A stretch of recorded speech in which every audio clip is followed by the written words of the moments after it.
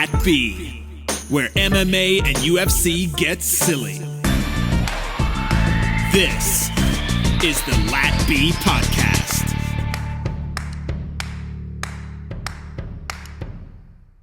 Welcome back. This is LaTB MMA Podcast. I'm Emmanuel.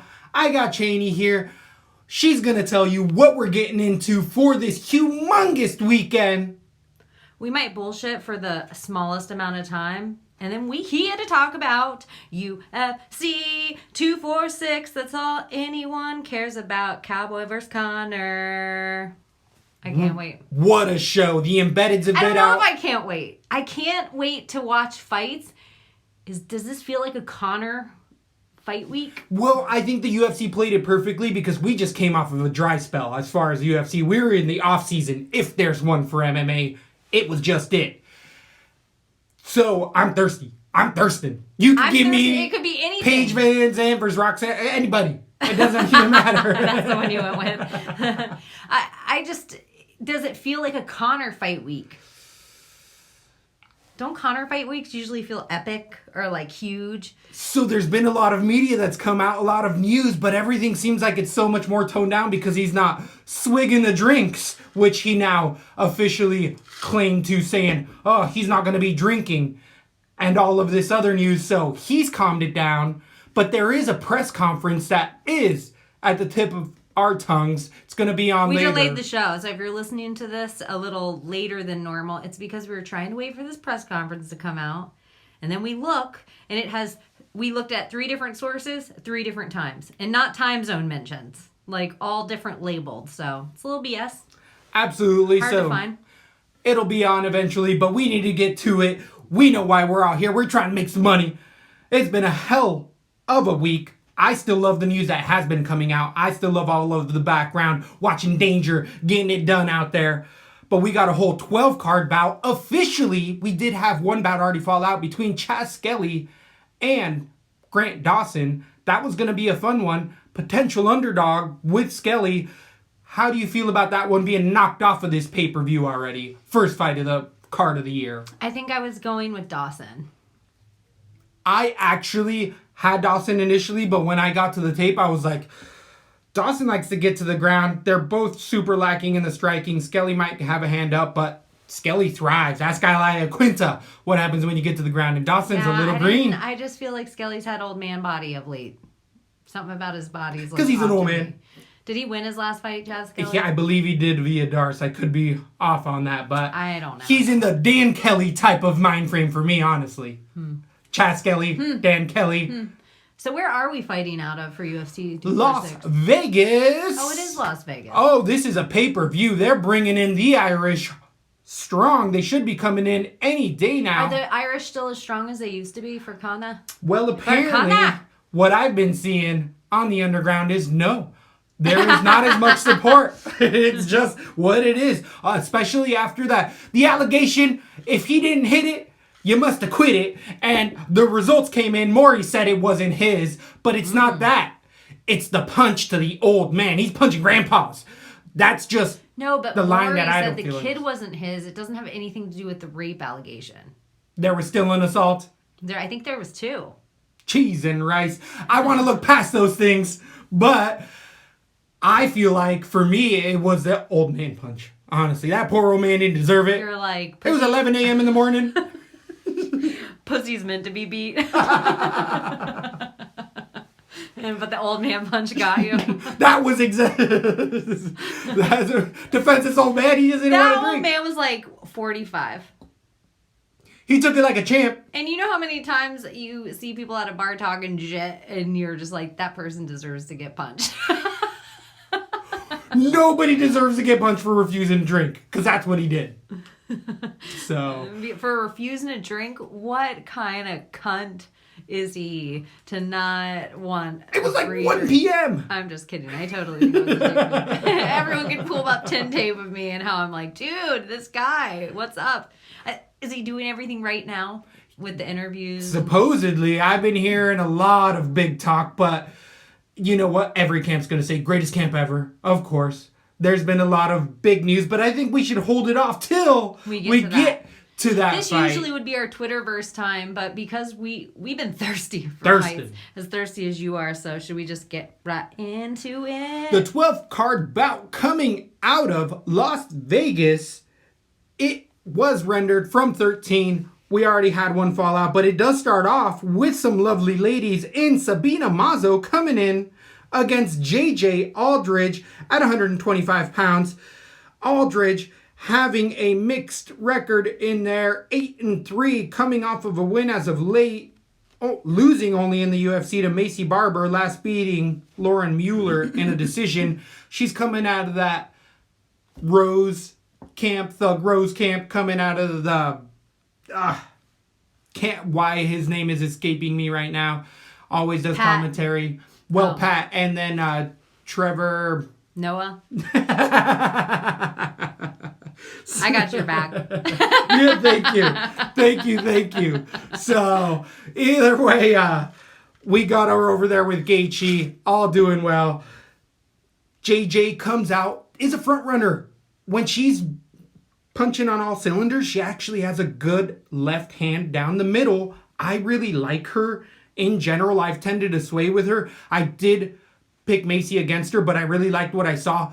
Arguably, the hardest fight Macy Barber has had by far has been JJ Aldridge, and it's been because of that just peculiar style with an actual hard left in there involved. The grappling for JJ isn't bad as well. Against Mazo, mainly being a striker, being 7-1, only losing in the UFC to Shayna Dodson. Then coming off of a win to Shayna Dodson, she lost to who? Marina Moroz via decision. But Mazo tends to like to keep it striking, has a more variety of kicks, doesn't punch too often. Grappling, we've seen her be serviceable, but not really anything we could take it away. I feel like JJ Aldridge has had much better competition by far, being in the tough house, just the level she's, again, training with the champ and all of those people in that area. I just feel like JJ can keep it going. I do think that if you get in JJ's face, she can shut down. Macy has that type of style, but Mazo doesn't. She will throw a couple kicks out there and sit back, where JJ's going to be able to pick her shots. I actually like Aldridge for a potential finish here. I like that left hand a lot. Everything I see in tape from it. But this is the first fight of the night. You know, here at LaTB, we like to tell you guys to stay away. So this is going to be a big fat stay away. But if there's a play, it's only going to be Aldridge for me. Give me the favorite, slight favorite. This is pretty much a coin flip as it gets to. I got Aldridge TKO round number 2. I think that left gets it done in there. Who do you have in this fight and why? I really like Sabina Mazo. I think both women are awesome and ones to watch at the 125 division. I actually think Sabina Mazo is so much bigger, and JJ, did she fight at 115 before? I feel like she did and moved and up. And she still looks like a tiny freaking 125er. She seemed small a little for 115. She just seems to walk right into punches, and I think with Mazo, she's going to walk into punches and kicks right up the middle a few times. She loses her entire ring IQ and really gets in her head. She's one of those fighters that if she thinks she's losing a fight, she is going to lose the fight. There's no turning around for her. She doesn't come on strong, and I think that'll be a problem here. Mazo's young. She looks better and better every fight. I do know she lost that fight to Dobson, but at least it was by decision. Right. It wasn't a total mauling.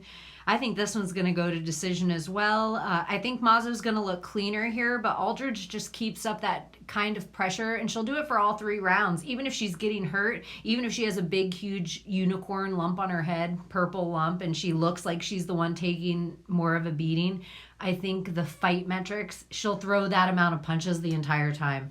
Where I do think Sabina Mazo is just 1, 2, maybe 3 combinations, finishing with a kick here and there. I have this fight going to decision for sure. I could have Mazo at weigh-ins, depending on how large she looks.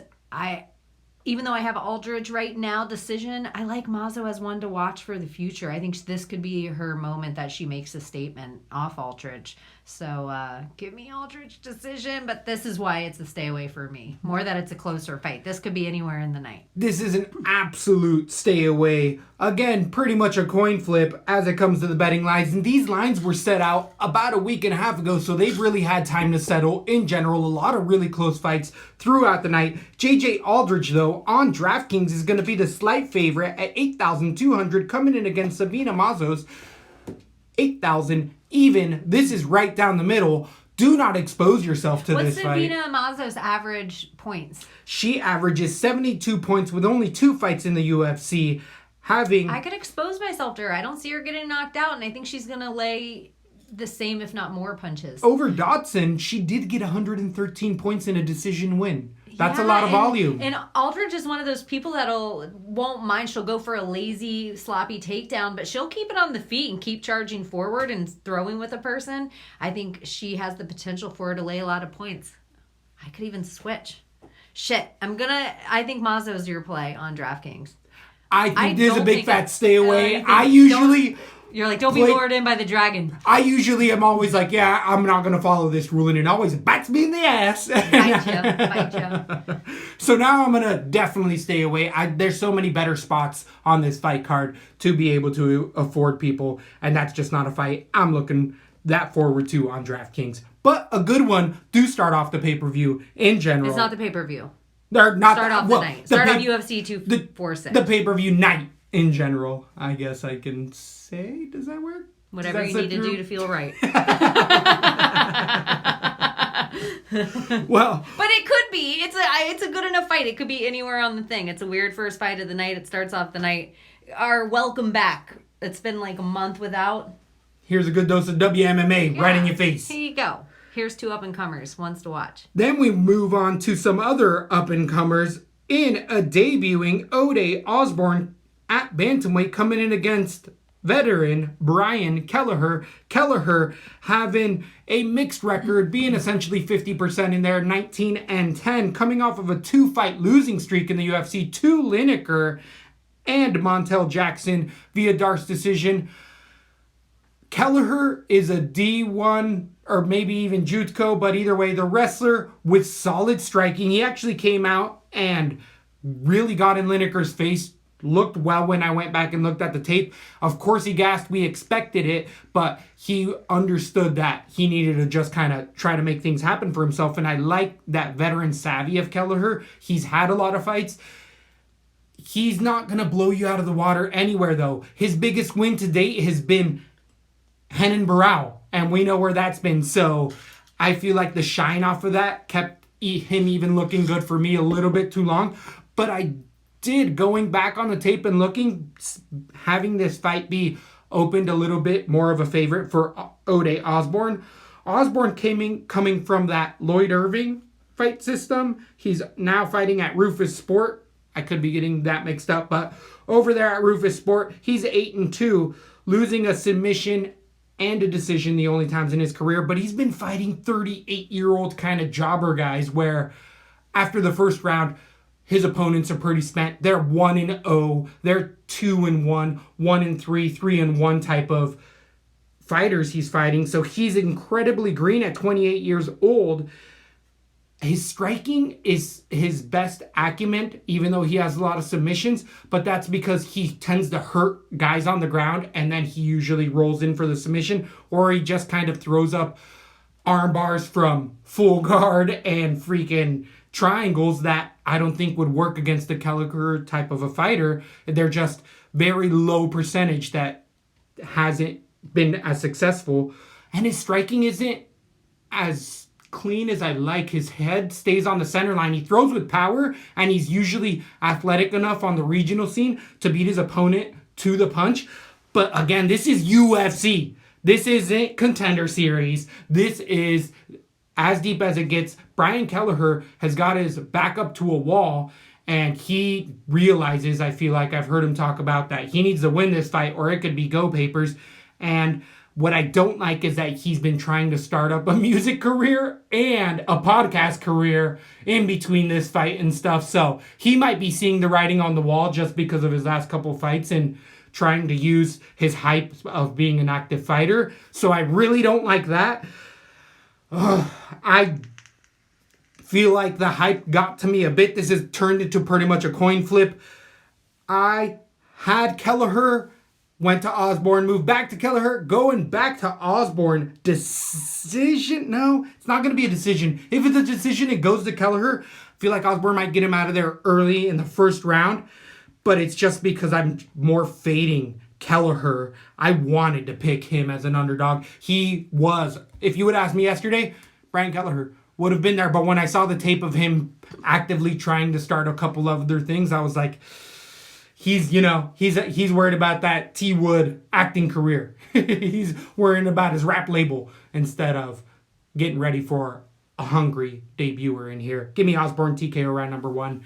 That was a complete switch this week. I have a no Rufus rule right now in play. I'm going with Brian Kelleher. I think this is a whole different next level. The guy's going against slayers in the UFC, and he's losing to everyone who you'd expect him to lose, like guys who are still title contenders. Nothing against Boom, but I don't think he's a title contender. That being said, I still think he's a UFC fighter, and I think he's a UFC caliber fighter. He does blow his wad sometimes. It's been a year off for him. I think he was injured in more fights than we know, but he was just collecting them checks, not knowing if he was going to get cut. So now that they let him heal for a year, we're going to get to see the Brian Kelleher, because I feel like so many of his fights were on short notice, like weird stuff happened and he always stepped in.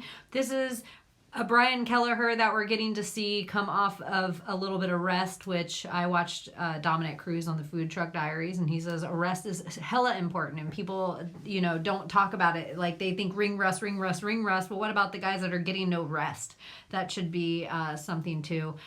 Your body needs it, and it needs time to absorb and learn new things without just constantly being in there with the same old game plan. So, I'm going to go with Brian Kelleher, and I have submission round 2. I think he's actually going to wear him out with a bunch of punches and then clinch up that neck from the ground. Brian Kelleher has a ton of pressure, keeps going forward. I don't really know anything about Ode Osborne. He did great in that exhibition, the Dana White Contender Series. I don't know who else he was fighting, but it's not Brian Kelleher. Brian Kelleher, even though we have seen him brutally hurt in there, he can take a beating and keep on ticking. I think Montel Jackson, even that loss, Montel Jackson's one to watch, you guys. Maybe that'll be said after Ode Osborne too, but I think Brian Kelleher knows he needs this submission round 2. Wow, we both see a finish going either way. That makes this a volatile matchup, especially for DraftKings. This is one of these guys who's going to end up scoring a lot of points if he finishes in the first or second round. For Osborne, being a debuter on DraftKings, he's going to end up being the slight favorite as of late with a minus 115, 8,600 on DraftKings. Wow. Against veteran 7,600 Brian Kelleher plus 125 as the underdog now. What's Brian Kelleher's average points?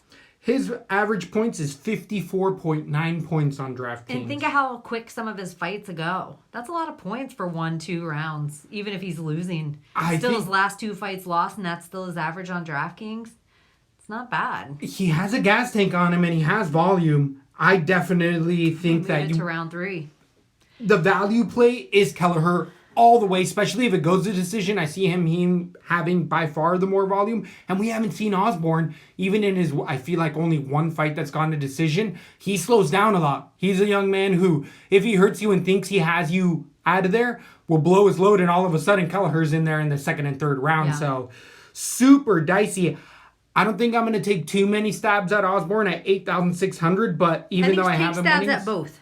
I think that's a good right, because they're both finishes. But don't let either guy, and don't let anything. The great thing about UFC 246, if you're a DraftKings geek like us, UFC will be releasing televised only fights. So even if you shit the bed, you'll still have those televised only fights to still go away with. That being said, maybe you put one of each, or, I don't know how many cards you do or whatever, but I think you speckle both guys. Don't let them either ruin your night so early. I was about to say, it is the beginning of the year. It is a pay-per-view. They do have multiple cards. Some of the best lines you're going to get as far as options on DraftKings. So will you make more cards than usual, or do you start it off light in the year and kind of hedge your bets? I'm going to actually go in balls deep. I'm putting all the bacon on the line and let's just go. Let's get this year cooked off. I think there's money to be made on this card, and the lines show why. This is going to be a fun one. Yeah. I'm excited for this fight. And you always go heavy on a Tim Elliott night. Always. There's a few of these guys that, damn it. Yeah, it seems like they put this, if they would have put Nardi up on this fight card, they would have put all your weird little picks. Yeah, guys that I've always bet heavy on. Always. It's so true. Woo, it was so hard to pick this week. I mean, even down to the JJ Aldridge. Like, she's one of your weird little picks. Yeah, that I'm like, for JJ. Like, look at her left. Every time. So, definitely one guy that I've been pulling for a while is Justin Ledet coming in against debuting Alexa Kimura. Kimura at 205. Ledet also being a veteran, only losing in the UFC, being 9-2. He'd much rather be boxing out there. Ledet coming in with that disgustingly greasy mullet. I believe he did have a USADA suspension, I feel like is why he was out for the last little while. I might pull for him now. I'm going all USADA suspension. I could be completely off on that. I thought he popped for something a little while ago, but he came in the UFC in the heavyweight division, went 3-0, and then when he moved down to 205 because he thought he would have an advantage, which is one of the worst calls I feel like we've talked about as of late in moving down, where we're like, heavyweight division, super light, yes, fight there. He came in against Rakic, lost a decision, and then got murked by Johnny Walker himself with a spinning back fist in 16 seconds. Not looking so good in there, but that's different types of power. The fact that he went to decision with Rakic doesn't look as bad. Justin Ledet always has a beautiful, beautiful left jab. He throws it out there 3-4-fold. Go look at that freaking, who's that son of a gun that we love? Chase Sherman fight. Jabbed him up. The thing with Ledet is that he is a decision fighter. Even at heavyweight, he was a decision fighter where he could just out cardio and be the better athlete in there. Where at 205, he takes away that advantage with speed and athleticism. So I don't necessarily see a finish. We haven't seen much submission stuff from Ledet, and he actively talks about wanting to be a guy to represent boxing in MMA, so he doesn't like to really worry about the ground as much, so that really limits his options. But with that, if he can keep this standing using his serviceable takedown defense, he can win this fight by just staying at range and showing a 24-year-old what is in there. 5 fights compared to only having 5 fights ever. 5 fights in the UFC for Ledet compared to only having 5 fights ever in your pro career. This 24-year-old is looking good coming out of the Strong Style Fight Team Ohio. But he has had, again, minimal competition and blown some of them out of the water. But the decisions we have seen, he gasses hard after that first round. He throws a lot of kicks, has also a boxing background, but hasn't really shown it. He actually really throws a lot of unique kicks into spinning back kicks and heels, and just fun tape to see on this young man. But he more blitzes you, where when these guys are able to take the punches and all of a sudden stay there and those kicks come a lot slower, Ledet has a shot of winning the decision. I don't like that for DraftKings, though. If there's a finish, I think it's more likely Kimura in this spot. But I just haven't seen enough from him. And the stuff that I saw on the regional tape is not UFC level. Regardless of 205 or not, it's not UFC level. So I do think Ledet has a real shot here. Give me the first dog for me in the night. Plus 115, Justin Ledet. I believe he might have actually moved to the favorite as of late, but that's what the line was earlier. Against the debuter 24-year-old, I think he just pushes this, turns this into a decision type of a fight. It's going to be greasy. I'm going to probably stay away on DraftKings. What do you think you're going to do? I think you almost have to stay away from every single Justin Ledet fight. He's one of those fighters like a Jim Miller that just makes everyone look like shit in there. And everyone's like, oh, I'm off the Rakic train. I'm off the whatever. He makes people jump off the train because he makes them look boring, but he does have good takedown defense, so they just look like they're doing a snooze fest up against the cage for 2 minutes of the round. And then he just kind of has basic, crisp, straight boxing. It's not anything exciting to look at. He doesn't have the knockout power. He doesn't lay the amount of massive punches, but they are heavyweights, or he was before. He was fighting with the bigger guys. I'm just not jumping on bandwagons, especially tonight, everyone. Tonight is not a night for that. I'm going to stick with what I know. Go back to some old school rules that really paid off for me in 2019. I think Justin Ledet ekes out a decision and welcomes the new kid to school. And I think it's going to be one of those things that he just needs to work on his cardio, which is the same thing we hear about pretty much everyone that comes to the UFC. So Justin Ledet decision. I agree with you. Stay away from it on DraftKings. You are going to end up paying for the debuting fighter, Alexa Kamur, $8,800 on DraftKings, being the favorite on the betting line. Well, not as of late. He is a slight underdog. For Justin Ledet, you're going to end up paying $7,400. I'm going to take some shots on him, but because it's a decision, he only averages 48 points, so that doesn't win you any tournaments. You might cash out, but he doesn't have that potential, does Ledet, to really go over 100. Yeah, you hope for the Ledet win, so all the assholes who went with the other dude, it knocks them out but of your do you way. Play it, Ledet? Because No. Right? What, the one night that Ledet's going to be the guy to pull through? Not today. Not today. But looking at this, I just have to say for graphics, a little boring.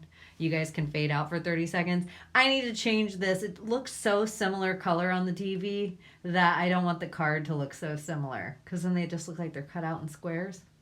So that's for the YouTube users.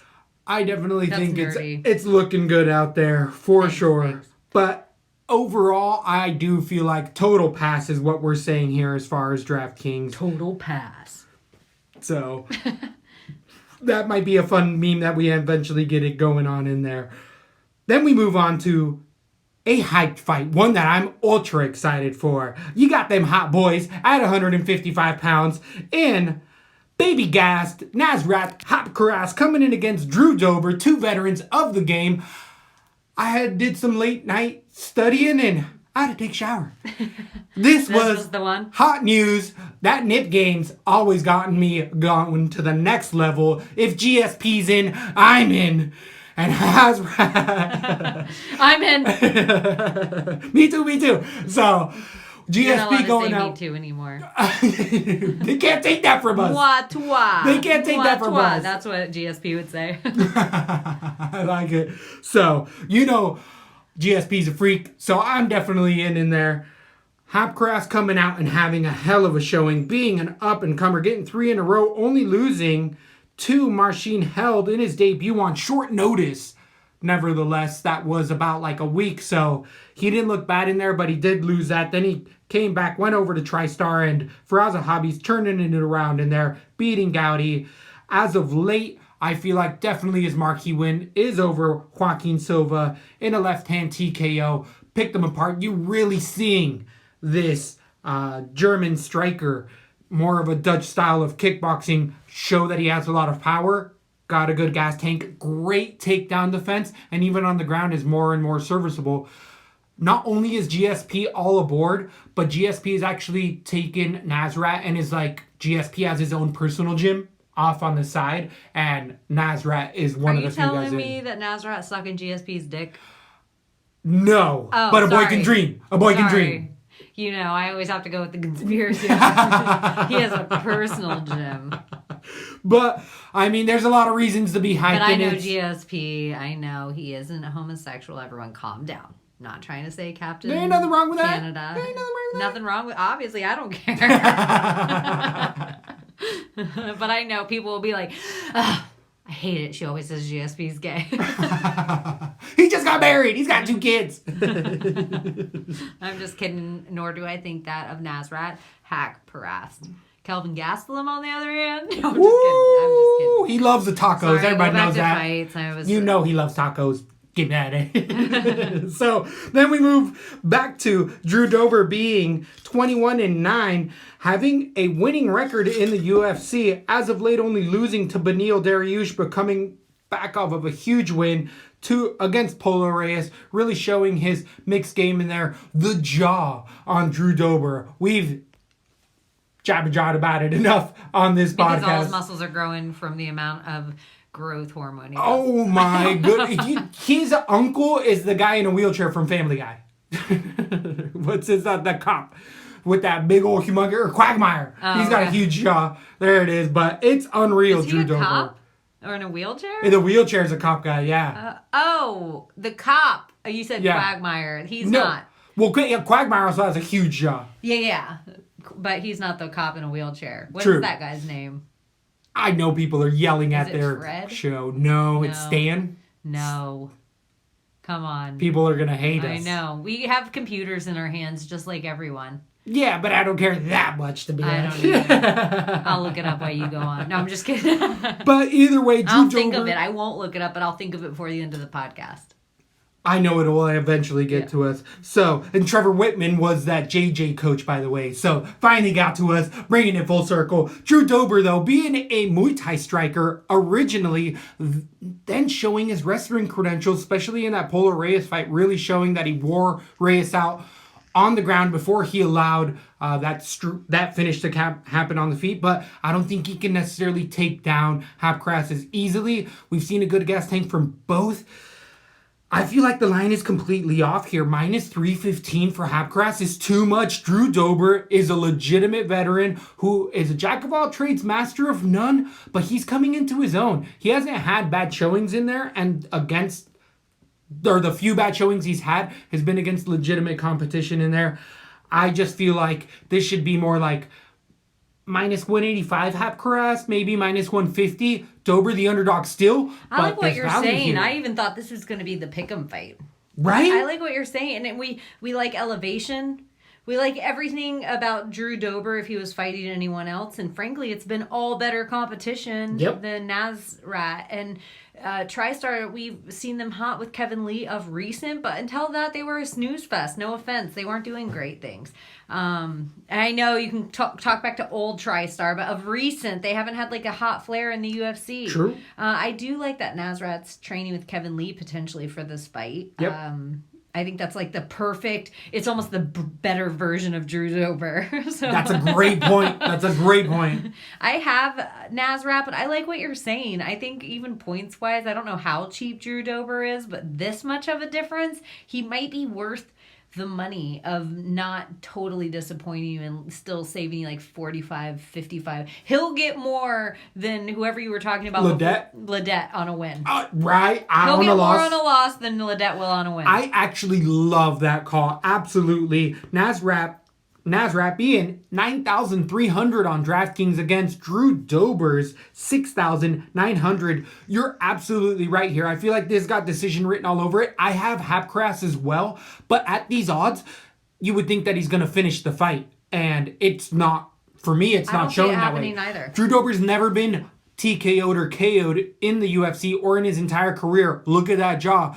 But he has been finished, and it's via submissions, and Nasrat doesn't do that. Yeah. So that's where the value's on Dober there, absolutely, as far as DraftKings. But he might be a guy that I use to alleviate some of that pressure so I can pick some of these other high-priced fighters that I am going to want later on. And the same thing you say about Drew Dober, I kind of think that about Nasrat. Like, that team to me, TriStar, is quite... I think they got some next-level technology there. We ain't going to... Is that... They're in Canada? They ain't under USADA.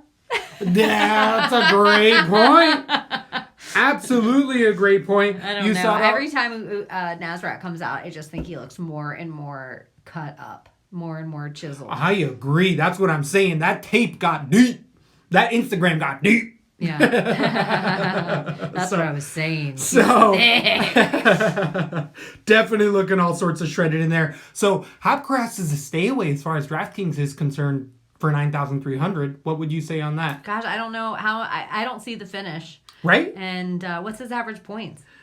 76 points. Stay away from him. Stay away. Sprinkle, I'm going to say 10% Drew Dober so that I can, maybe 20%. Again, he's only going to get 30 points in a loss, if that, because of the volume. But I don't see the finish in that fight. Maybe over 2.5 pounds. And Nasrat's nasty, but I just kind of think this is his biggest fight to date. Yeah, I would agree. Diakese was when he was young. It was before he turned into himself. And Mark Diakese never showed up. Like, Mark Diakese, I feel like of recent has started to show up, but that Mark Diakese was not ready. He had a different idea of the UFC. Or we had a different idea of him. More hype was put on him because of his Dan Hardy mohawk. True. That he didn't want. He's like, I don't want that. But yeah, that's like, a whole other... Yeah, I guess you can wear it. Anyway. So then we move on to 125 pounds, where we end up cracking a That cold was the one. perfect time to do it with this beautiful mullet.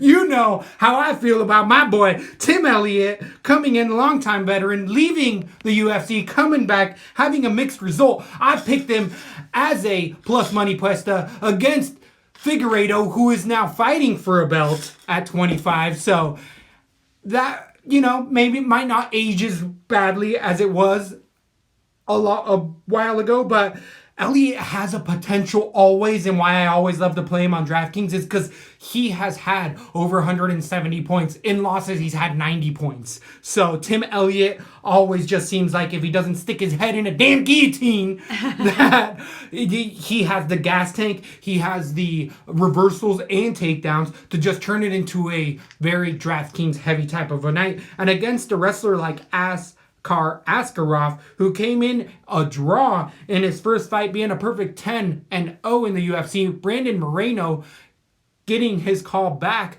showed us against Kai Kara France that, hey, it's a new Moreno in town. And that draw against Askarov, even though Moreno should have probably won that fight, I think the betting lines influenced that Askarov, because he was a big favorite in that when he came in the UFC. So Askarov is in that jack of all trades. He will wrestle a little bit more, but he doesn't have tons of power, has decision guys. He does have a twister on his record in his regional scene, but it's against very low level competition. It is in that Eastern European scene, so some people like it, but again, when I went back and just dabbled in that tape and watched that Moreno fight again, UFC is a different level. Tim Elliott is a different level type of a guy. So is Figueiredo, all that. So I feel like this turns into a decision type of a rolling, grinding type of fight. Askarov, when he is on the ground, he likes to, when he does roll for position, he stops after one or two of the chains in his wrestling, where Tim Elliott keeps rolling against that Smoker fight. Why he got us 180 Demetrius points. Johnson. DJ. It's just, if he doesn't get caught in that guillotine tight, where we haven't seen much of Askarov there, Tim Elliott's always viable. The hard thing is Elliott's been dating Gina Mazzani. He's got all these weird family issues. There's stories of him being off of the cuff where he gets wasted in Vegas. He is a local Vegas native, but there's guys that... Homeboy looks like he gets wasted in Vegas. There's dudes that were like, hey, don't you have a fight in 2 months? His fight already booked. And he was pissed drunk in the street in Vegas. And it's like, that's not a good sign for anybody. So I really don't like the stories I've been hearing about Tim Elliott. He's got to know, with his mixed up record and also being released, that this is a tough one, especially after that loss to Figueiredo. But he's win one, lose one for a long time. He's on a win one. He is at a coin flip, minus 110, minus 120 for Askarov. I think Elliott can just out-volume him a bit more. I feel like he has a higher pace even in a 3-round fight where Askarov slows down, especially in that 3rd round. I don't think this is going to be one to write home about, but I do think it goes to decision. Give me Tim Elliott, slight underdog in this spot. Who do you have and why? Everyone that Tim Elliott's lost against, I do feel like is far better than Askarov. That being said, Askarov is so young and so evolving and so long compared to Tim Elliott. It says their heights are different. I guarantee you when they're in the octagon, Askarov is taller. It says Tim Elliott's 5'7". No way. No way he is 5'7". No way. Anyway, I like Tim Elliott's wrestling. Unfortunately, as much as he runs through the chains well, he seems to lack jiu-jitsu knowledge somewhere that Brandon Moreno has in spades. And that is what I'm nervous about him getting caught in again with Askarov. I don't think Askarov could beat Figueiredo. I also think a difference with Figueiredo, because you're like, what's to stop Askarov? Look at every one of his submissions before. Figueiredo, it has so much more power than Askarov. I would bet he has 155 power, and that's different for a guy like Tim Elliott. I think Askarov uses his length and his different than Figueiredo uses his strength. I've gone back and forth with this too. I actually thought Askarov was going to be a higher favorite in this because everything before. But Tim Elliott should be able to do. I think Brandon Moreno beats Tim Elliott right now. Yes, I'd agree with that. But I think Tim Elliott's last loss to Davisian, I think Figueiredo beats Askarov. So I have Tim Elliott decision right now. I think he should be able to eke this out. He's in his hometown, hanging out. Maybe he doesn't have to worry about the travel like everybody else does. He doesn't have to worry about acclimating like everybody else does. But there's also, how easy is it to go sit down at a slot machine and have a waitress come up and give you a Red Bull and vodka? Agree, but also, how often do the guys that we know that thrive in Vegas under that environment? Just saying, I'm not putting Tim Elliott in like a John Jones. But some of the guys, it's like they're different people. Those desert people are different people. Or even like Cowboy, wasn't he just... No, I didn't see a cocktail in his hand on the... I did it. He just had a big old fat dip in. Did you think he had a limp? 100%, but we're going to get there. Okay. 100%. Thank you. We will We'll definitely get there. Get there. But on DraftKings, for the slight favorite... I have Elliott decision. I could definitely see myself changing. This is a hot change, but I feel like it's a close, dirty fight. I don't know. The official betting lines, because the Tapology is a bit off to the current lines now, minus 140 for Askarov, plus 120 for Elliott. On DraftKings, you're going to end up paying $8,700 Askarov, $7,500 for Elliott. I feel like a lot of people are going to be playing Elliott here as well. I could be wrong on that, but this level of competition is leaps and bounds different. Leaps and bounds. And also with Askarov, he looked hot shit for the first 10 minutes of that fight. Moreno's just a guy like Tim Elliott who has that crazy kind of 15-minute cardio. So I even could see this being a robbery and them giving it to Askar again. I totally could see that happening for Tim Elliott, but I gotta think, come on, Vegas commission. Local boy, right? Guy. So do we play the commission in this? USADA's on. No, I can never play Vegas. I never could put Vegas on my side. I'm gonna go with Tim Elliott though. Ugh, what a weird little fight. What a fun fight! Do they throw a bunch of hands, these guys? I think they both wrestle quite a bit. I feel like Elliott more. So, also when you were saying his lack of jiu-jitsu knowledge, what I think that was against Figueiredo and other fights, he's overconfident. He's like, yeah, I'll stick my head in here. They can't submit me. And all of a sudden he's like, oh. And maybe the strength of Figueiredo. Figueiredo, and he's like, rah! I like that. So maybe it'll even make him more cautious of getting caught in that. That's what I'm hoping, but still many takedowns. We'll see. That's a fun one. I think still, even though it's close, that's a fun fight. That's one you can write about. That could be a preliminary main event. Easy, absolutely. The next 3 fights you're about to talk about, I feel like they could all be the preliminary of the main, or they could be starting of a pay-per-view. I don't understand how people are shitting on this fight card. They're like, yeah, the main event's all I care about. The co-main event, I'll give it to you. I think the reason people are shitting on it is because it's a Conor fight card, and so they expect it to be like a sandwich with meat hanging off the sides. But what people have to realize is a business model, the amount of money it takes to get Conor to fight, they don't need a whole bunch of other meat. They can actually use the old school boxing model where all the other fights are a whole bunch of people you don't know, #yet. You don't know them yet, but they can just use one big Tyson fight. And they're paying more to the 2 guys in the main, but at least to just Conor... To one. 80 million worth. Well, they're paying more to him than everybody else, but plus he gets proper on the thing. And these are going to be solid fights with solid highlight reels. Plus, I got to think the UFC doesn't want to give them all their stars, because proper's got to get a cut somewhere. Absolutely. I'm sure Conor is 100% pay-per-view buys in regardless. I'm sure Cowboy is regardless. I'm not so sure. Cowboy is the type of guy who just kind of says yes, and I think that's bitten him in the ass more than before. I would be surprised. I would bet you money that Cowboy's getting 6 figures just from his Budweiser deal alone. He better be. And I wouldn't be surprised if we see a bunch of Budweiser and proper commercials throughout this whole thing. They've been promoting this fight in the offskirts. If you really look back to it, my conspiracy mind, they've both been putting themselves in with a bunch of stuff every time they mention this fight for a year now.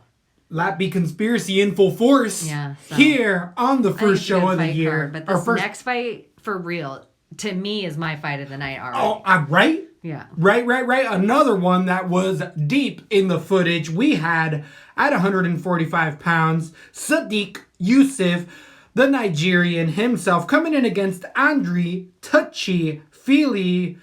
Super Sadiq in there has definitely been a prospect on everybody's mind. He's only lost once, being a 10-1 type of a fighter. He was arm dragged into a finish there, or what was that? Rolled through for a finish by Luis, a guy who's not even in the UFC. But Yusuff has really been showing us the legitimate striking. He's the Lloyd Irving fighter. I believe he's moved around since then a little bit more.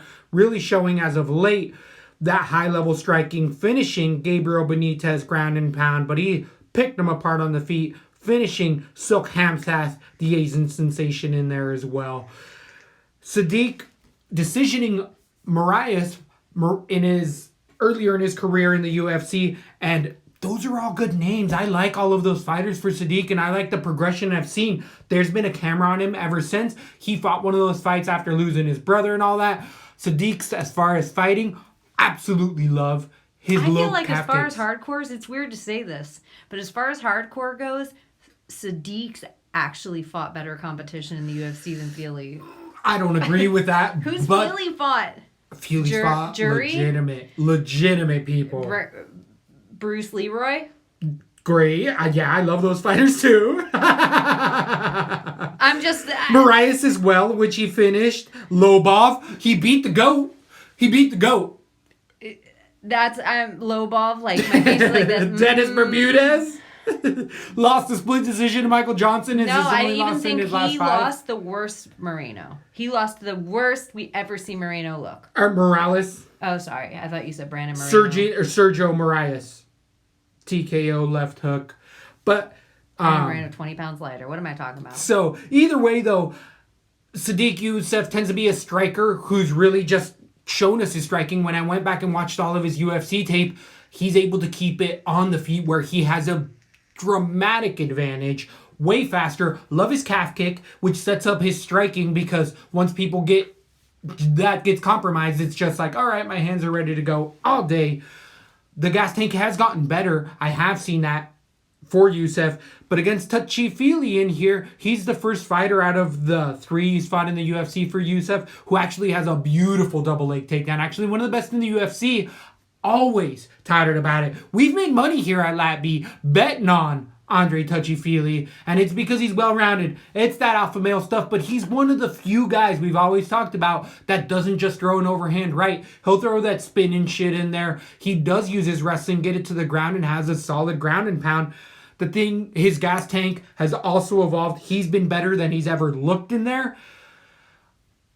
I feel like people are sending him short. He's well-rounded as fuck. Everywhere. When you really think about Touchy it. Fili does not get enough credit, but if you also look at, though, his record, I feel like he's one of the few guys that we've watched the UFC, and it might be his Uriah Faber connection, they try to slow play this kid for him to have a fucking performance, and it's just he seems to fight to the level of his opponent.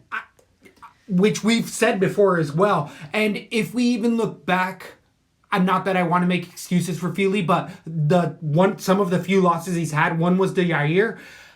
He was eye gouged horribly right before that knockout, where they stopped the fight, came back, and he was like, "Dang, you should have took more time." I would have him against Yair. Like that, like now. Yeah, I feel like I did as well. Especially that and he was winning that fight. And now look at everything we know with dirty old Yair. Ask Jeremy Stevens how he feels about that. Don't even get me started on freaking dirty old Yair. So I feel like striking wise, Yusuff does have a slight advantage. I do like the looks where Andre Fili can evolve his game plan in a fight, and he's done it enough times. He's a long-time veteran now in the UFC. He's grown up in the UFC. He's 29, but he started at, 23, 24? I really like him coming into his own. I feel like if he mixes in the wrestling and is able to get a few shots and take Yusuff down, once we see Yusuff actually throwing without full power, because he's a little bit drained, I think this is a Touchy Fili type of a fight. I got a decision for the underdog. Give me another one. I love me. You know me. I love Touchy Fili. I have Yusuff decision right now. This is going to be my fight I change on air. The more I think about it, I just said he fights to his opponent. Sodiq is good. Guess what? We might get the best version of Touchy Fili in there. He does have the takedowns, and he has great ring IQ. Touchy Fili should be coming into his own right now. This is Andre Fili. He should be coming into the start of his prime. We should get 3 years of watching this kid if he's making his title run. And I actually do. I don't think that is far-fetched to say at all. I mean, if a guy has the well-rounded skills and still flashy knockouts to give fans everything they want, I'm switching on air. I'm going Fili. I'm going to go Fili decision. I just think Sodiq does hurt him. And I think Andre will get the takedown off the hurt. He does everything right. He puts combinations together good with his takedowns. He has good kicks himself. He has a variety.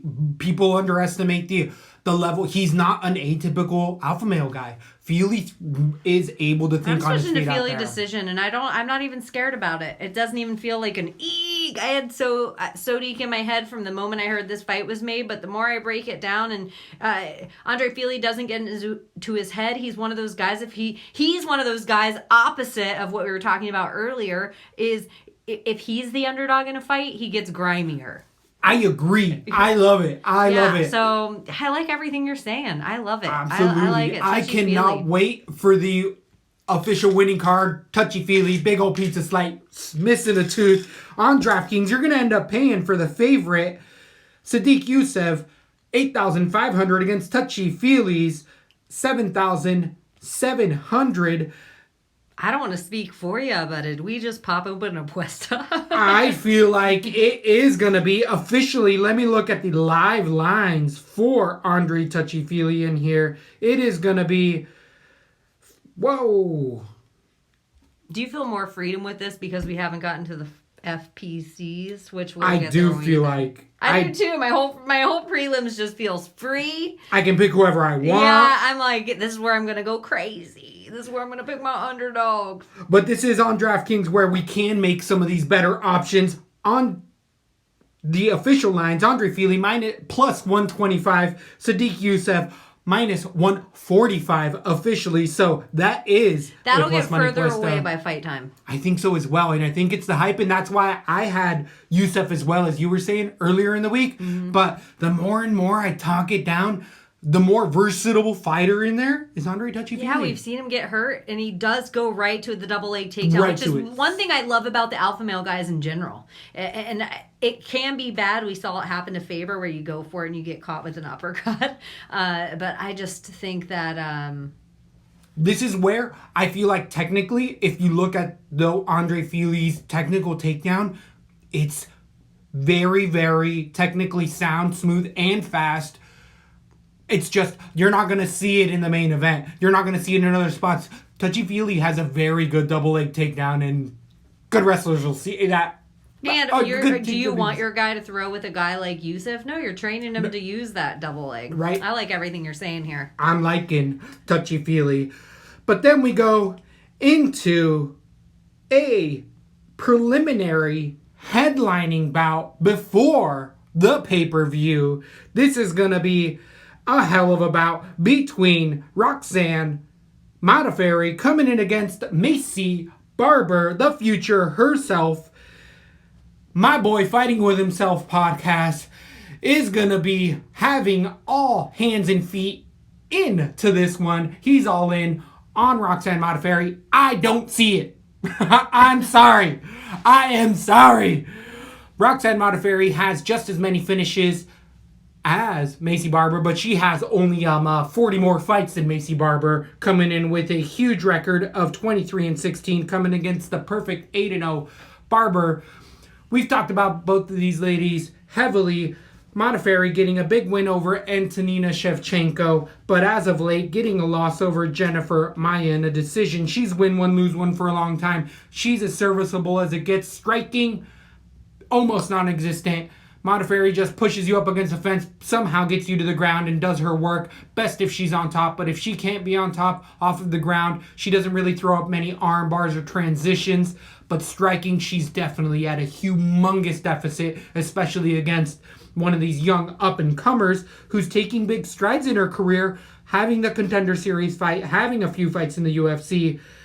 Definitely showing that killer instinct. Going up against now a legitimate grappler in Jillian Roberts. The Future comes in, moved officially to the Ben Askren camp, is working on specifically her wrestling because she knows that that's her flaw.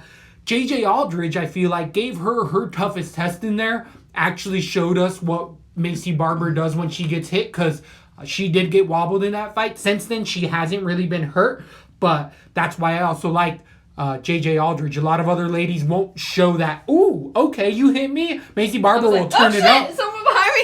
Yeah, that was Macy. That Macy energy. Shit. She was The Future was behind me. Right with Project there. Looking Glass in the room. So I think she's going to come in with better takedown defense. And I mean, it's not even close. The biggest favorite of the entire night, almost 1,000-1 betting line. Everyone sees it. They don't think that Roxanne's going to be able to turn this into a dirty fight. I love Roxanne Modafferi reaching out via the Twitterverse and asking Macy Barber if she needed, a extra bathtub, because she, likes to do that to cut weight, use a bathtub, and they wouldn't have them. She'd use that veteranship. Macy Barber proving why she's the twit for Emmanuel here at LaTB, twit of the year. She went out and showed the post, but didn't reply. She was just like, look at this, and like devil horns it. But she didn't say like, hey, thanks, girl. I'm going to look into that so I can get a tub. She just said, look at what she sent me. It's a little shitty. It's definitely childish. She is a child, though. She's fucking 20 years old. She still can't even buy a pack of cigarettes. Roxanne Modafferi literally is old enough to be her mother. Like, that is fucking crazy. Like, how often does that happen in a fight where somebody is literally old enough to be the other person's parent? Definitely 17-year age gap. 21 years old is Macy Barber in there, so she can officially get a cig if she wants to, but she's been fighting her whole life. I don't see this going to the ground at all. If it is, I got to expect Ben Askren's been showing her how to get up, break the hands, and there's too much of a deficit striking, too much power from Barber. She can do what she wants. Is Ben going to be in the corner? Yes, I feel like he is. I think that's a better spot for him. Oh, by far. He'll go into the Hall of Fame for sure, but it'll be his coaching instead of his fighting. Boom! You heard it here first. I think he already retired and said it on aerial. Well, but he gets into the Hall of Fame in 20 years. It'll be because he's a coach along with, like, Matt Serra. In the UFC, right. It'll be because he's a coach, not because of his fighting. Exactly. Yeah, okay. Yeah, I could see that happening. That press the button again. Say it again. Boom! There it is. You heard it here first. Sorry. It was good to hear it twice, though. Everything happens for a reason. I actually have to agree with Juice on some things. 950 underdog. No offense, Macy Barber. I do think you're the future because you have this fucking hunger for it, and you don't seem like the likes of a Ronda Rousey, where I'm going to see you walk away after this if you were to lose. But you don't deserve a 950 underdog against somebody grimy like Roxanne Modafferi. I do not see Roxy getting finished in this fight. And I actually think if Macy is a humble enough person, this will be her hardest fight to date. I think it's going to test her to use a whole different game plan. But the other thing, if you look at all the other fights you mentioned, there is no way JJ could get a takedown on Roxanne Modafferi. There's no way. Like, she's so little compared to Roxanne. I think leverage that Roxanne's going to have compared to Macy Barber, it's going to be different. She's going to feel like a larger woman in there. She's going to have a little more leverage, and she's just going to try her 101 techniques over and over again. And she's going to take those hits, and she's going to feel Macy Barber loosening. That Roxanne's heart is bigger than maybe any other woman in the division next to the Bullet herself. Like, there's something about her that she isn't going to quit, and even if it's the last minute in there, I really feel like in her, she's going to try to win. Even if it looks like hell, she's going to really try. 100%. And so I feel like that's going to push Macy Barber to a place that we haven't seen her yet in the UFC, because Macy Barber is, those screaming knockouts you talk out for a lot of fighters, Macy Barber's famous for those as well. Like, some of her knockouts, I don't know if they were necessarily like clean walk away KOs to deserve a 950 underdog. I feel like some of them have been, though. Some of those clean KOs where people don't want no mouth. Yeah, but they were against people we don't even True. know their name She's at still all. brand new in her career. By far her hardest competition. JJ and Roxanne. Oh, yeah. I think Roxanne's going to be the 100%. hardest. So I got Barber, but I actually got Barber by decision. I think the line is way the fuck off. Way the fuck off here. I think Macy Barber is going to be able to lay out some punches, and those punches are going to get far, far, far less as the fight goes on. I think Roxanne could even eke out round number 3 by finally getting those takedowns. Because eventually there's something that Ben Askren can't teach you in 3 months. That if somebody else, it's the same stuff we say all the time. Like, what your bread and butter is, somebody else can get good at that, but they can't get like you with your thing. So eventually Macy is going to get that takedown. She's going to get a little weaker, feel them teacher tits up against her. She's a tutor. She's going to get dragged down like a kid in recess. She's going to get dragged down like a kid in recess. I think Roxanne's going to win around. I think she's going to be humble at the end. Hopefully Roxanne brings out what Macy needs to kind of go forward to avoid the Ronda Rousey kind of bullshit, like hate being that, like, I don't care what you guys say. Like, well, you kind of should. You kind of should a little bit. You need us to watch your fights. So I think Roxanne makes Macy look a little boring here. I think Macy's even surprised. I think we see Macy gas a little bit. I think we see Macy grow. I do still think she's the future. Barber decision. Wow.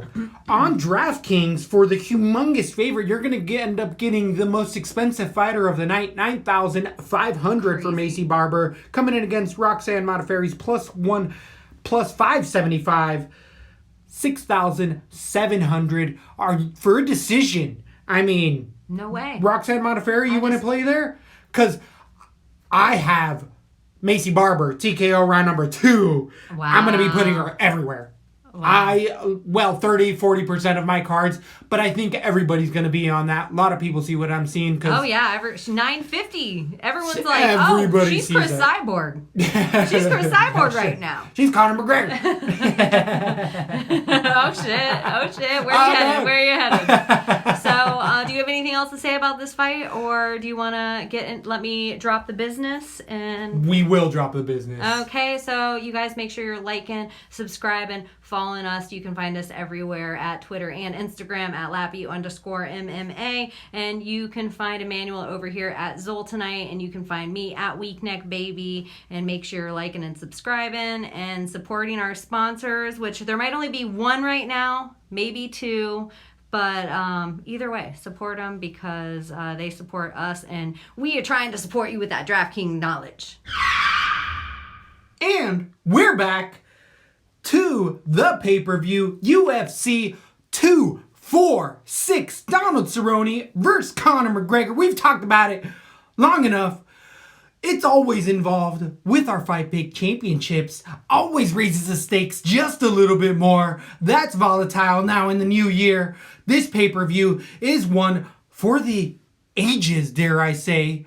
We already talked about it a little bit earlier, saying these are names that later on you're going to see highlights. This pay-per-view has littered throughout the pay-per-view. Such a fun one. People we've been getting hyped on for a while. How do you feel in general about the Fight Pick Championships coming into this season, 2019? We got until about July till it's over. I have so much pressure in second place. Woo! It's not a great place to be because mentally it's like still have to gain like 70 points on alpha.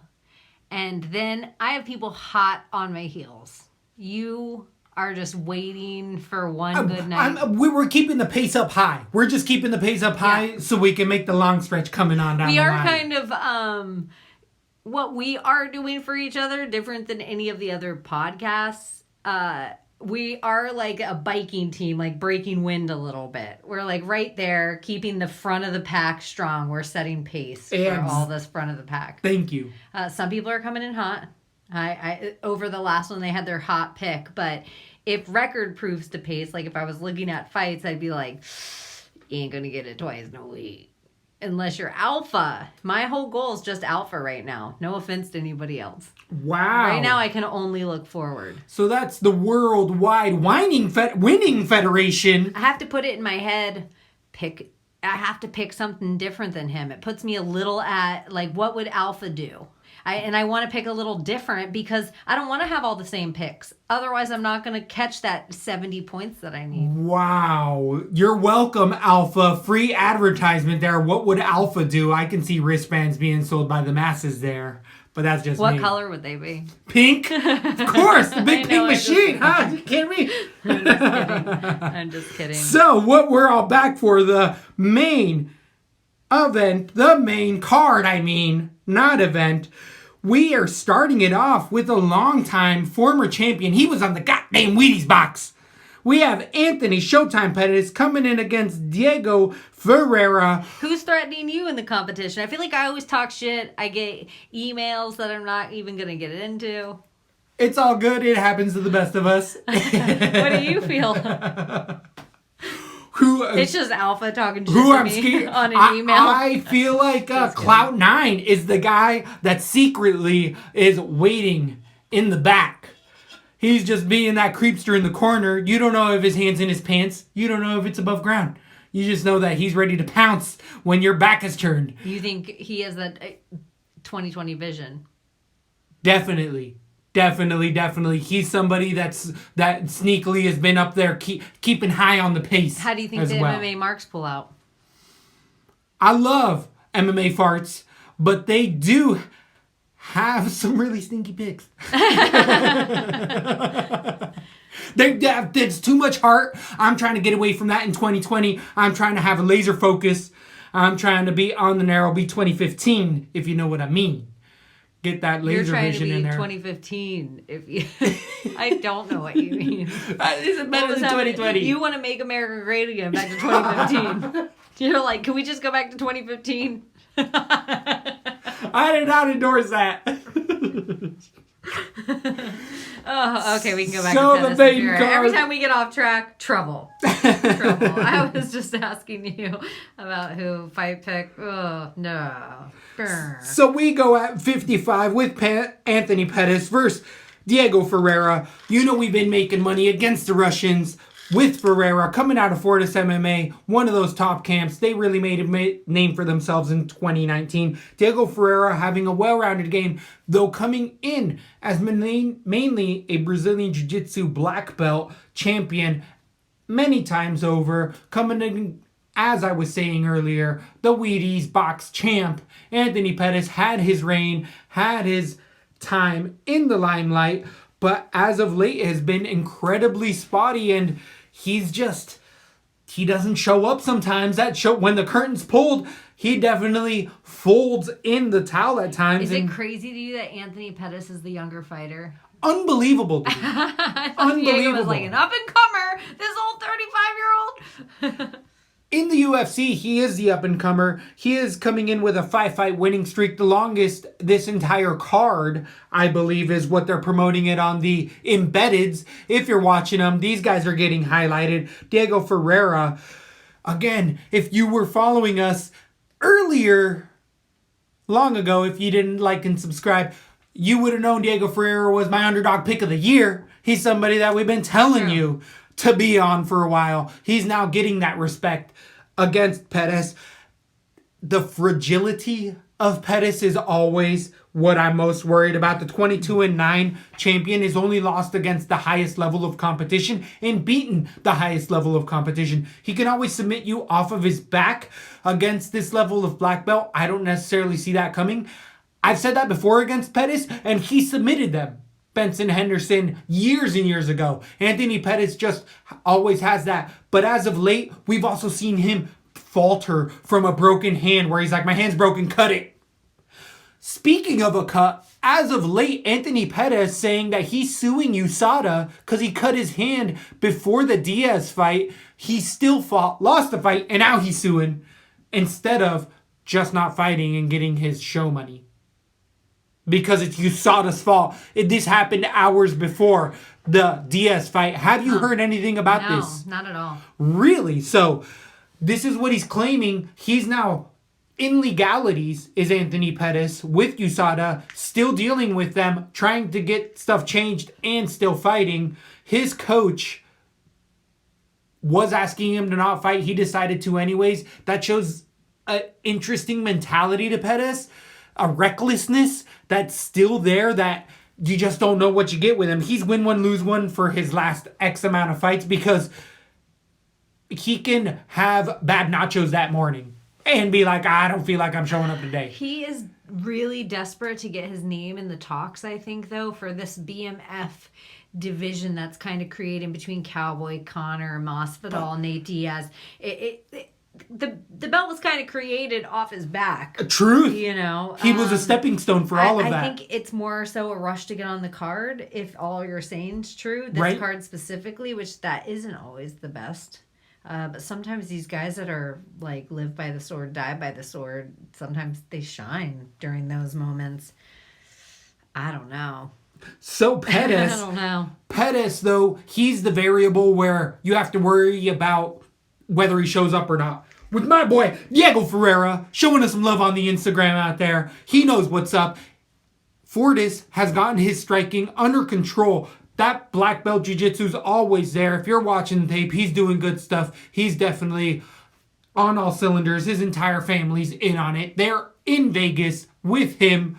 Bodybuilding wife in there, getting it done. She's being his number one nutritionist. He used to eat cereal for dinner and fight Dustin Poirier. And he thought that was nutrition. That is now on board because he's got, like we're going to talk about later, Donald Cerrone, somebody in his corner that's like, you're a professional athlete. Get it together. So he's a BMF fighter? No, he is not. He's a Fortis fighter. But I'm just talking about Donald Cerrone having the wife that finally got him in line. Like Donald Cerrone. Like Donald Cerrone with the wife. Okay. She came on board. I get it. I like it. It's not flowing. We've been betting him as a big underdog. His pressure constantly forward. I know you just talked about Fortis, and I was like, I know a lot of fighters cross-train, so I was like, does he also fight? Because I could kind of see, like... that mentality? Yeah. Definitely. But he does not have any ties to them. But either way, the forward pressure, the constant pressure, we've seen it against... high-level guys. This is by far the steepest competition that Ferreira's come in there, but even when I've seen Ferreira hurt in multiple fights in there, he keeps moving forward, and he really breaks fighters, and that's the exact stylistic matchup, regardless of boxing and not rudimentary, but other in general styles. Pressure fighters beat Anthony Pettis. Guys that eat his shots and keep coming forward, hey, all of a sudden a rib injury, I'm out. I quit because of a hand injury, where guys we've heard multiple times be like, I broke both hands and I throw elbows the whole fight. So there's just that level of quit. I can never be confident on Anthony Pettis. If you go back that Thompson fight, he was losing every second until that knockout. So don't even come back with that. I think he should be on a 3-fight losing streak. Make it 4. Give me Diego Ferreira. He's a big favorite for a reason. The writing's on the wall. How do you feel about Anthony Pettis going back down to 155 to boot?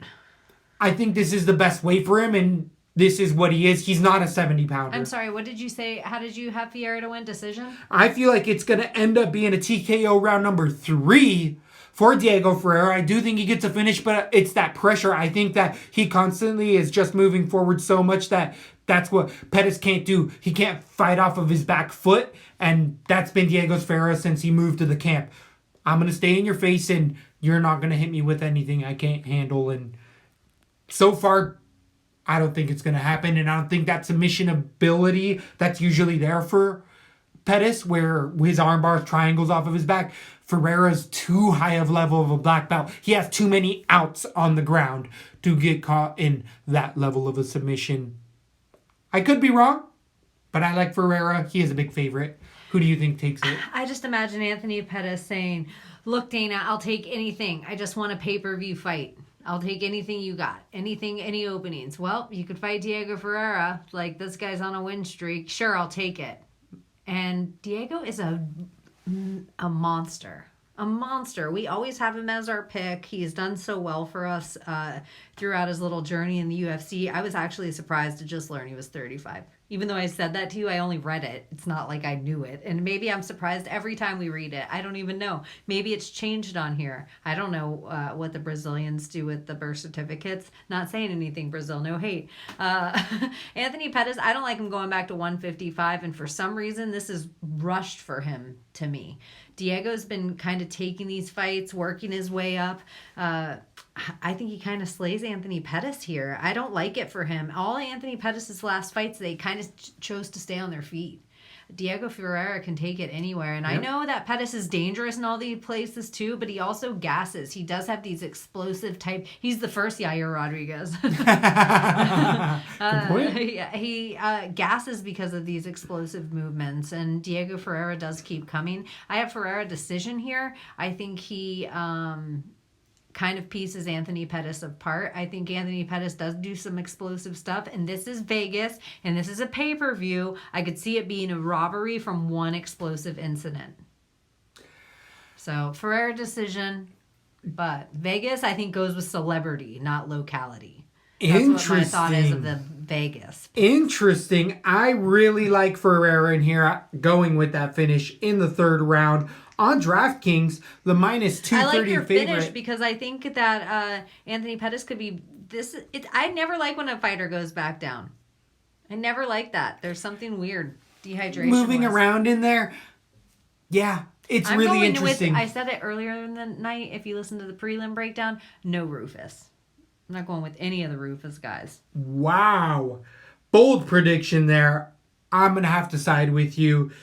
Then we end up going with Ferreira, 9,000 on DraftKings, being the minus 230 favorite against Anthony Pettis, 7,200. Do you think there's a play on Pettis at all on DraftKings?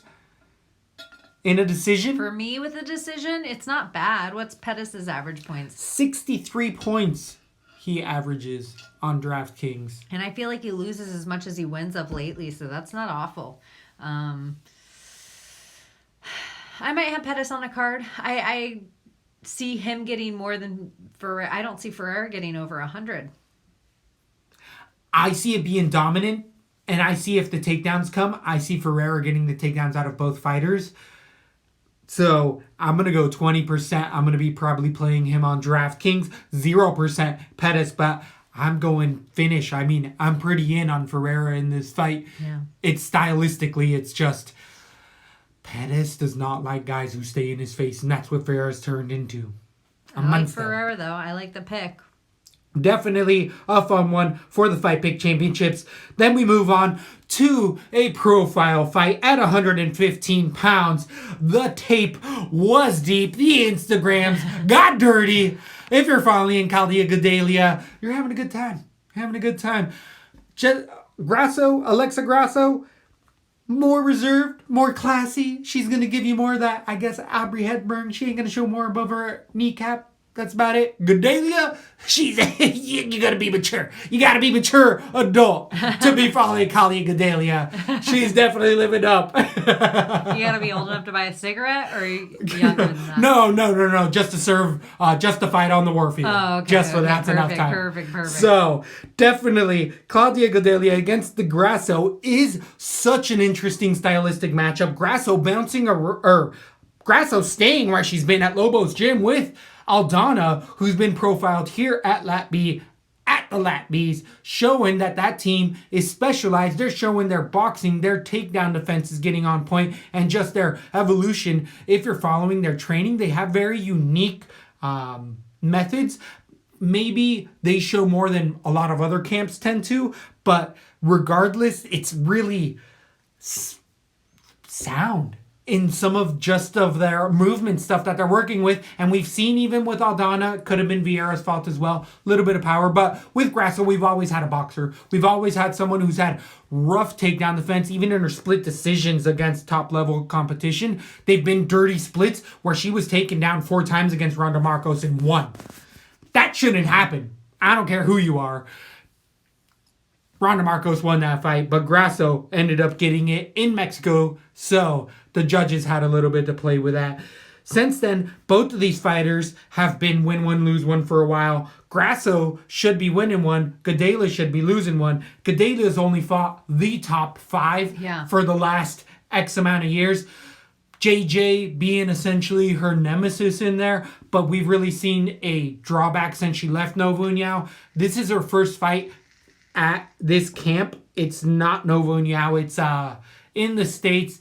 I can't think of it off the top of my head. It's profiled here, but she's still learning. She's still having hiccups and getting used to people in the gym. She doesn't have a sound camp, so she's still a wild card. We can't have a set thought process of what she's going to come out here because we don't know. This is her first fight with this camp, where we know with Grasso, her takedown defense is slightly getting better, but her striking is still evolving dramatically. I can't pick this fight yet. Me neither. Even everything you're saying. I have to say something. I know sometimes I bring in stuff from outside the octagon, but something that I've noticed about editing these pictures and stuff is if you look at Claudia Gadelha, she looks so much better than she's ever looked. She's had her nose done. She has this hangy spot right here in the middle of her nose. If you follow us on YouTube, you can see that what I'm pointing at. But she has a hangy spot right in the middle of her nose, and her normal upturned pig nose isn't there anymore. And the reason this worries me is every single one of the fighters, whether it's Ronda Rousey or whether it's Mike Perry, you can go anywhere in between. Every time we see them get these nose jobs, that changes the actual way their face looks. Like Miesha Tate.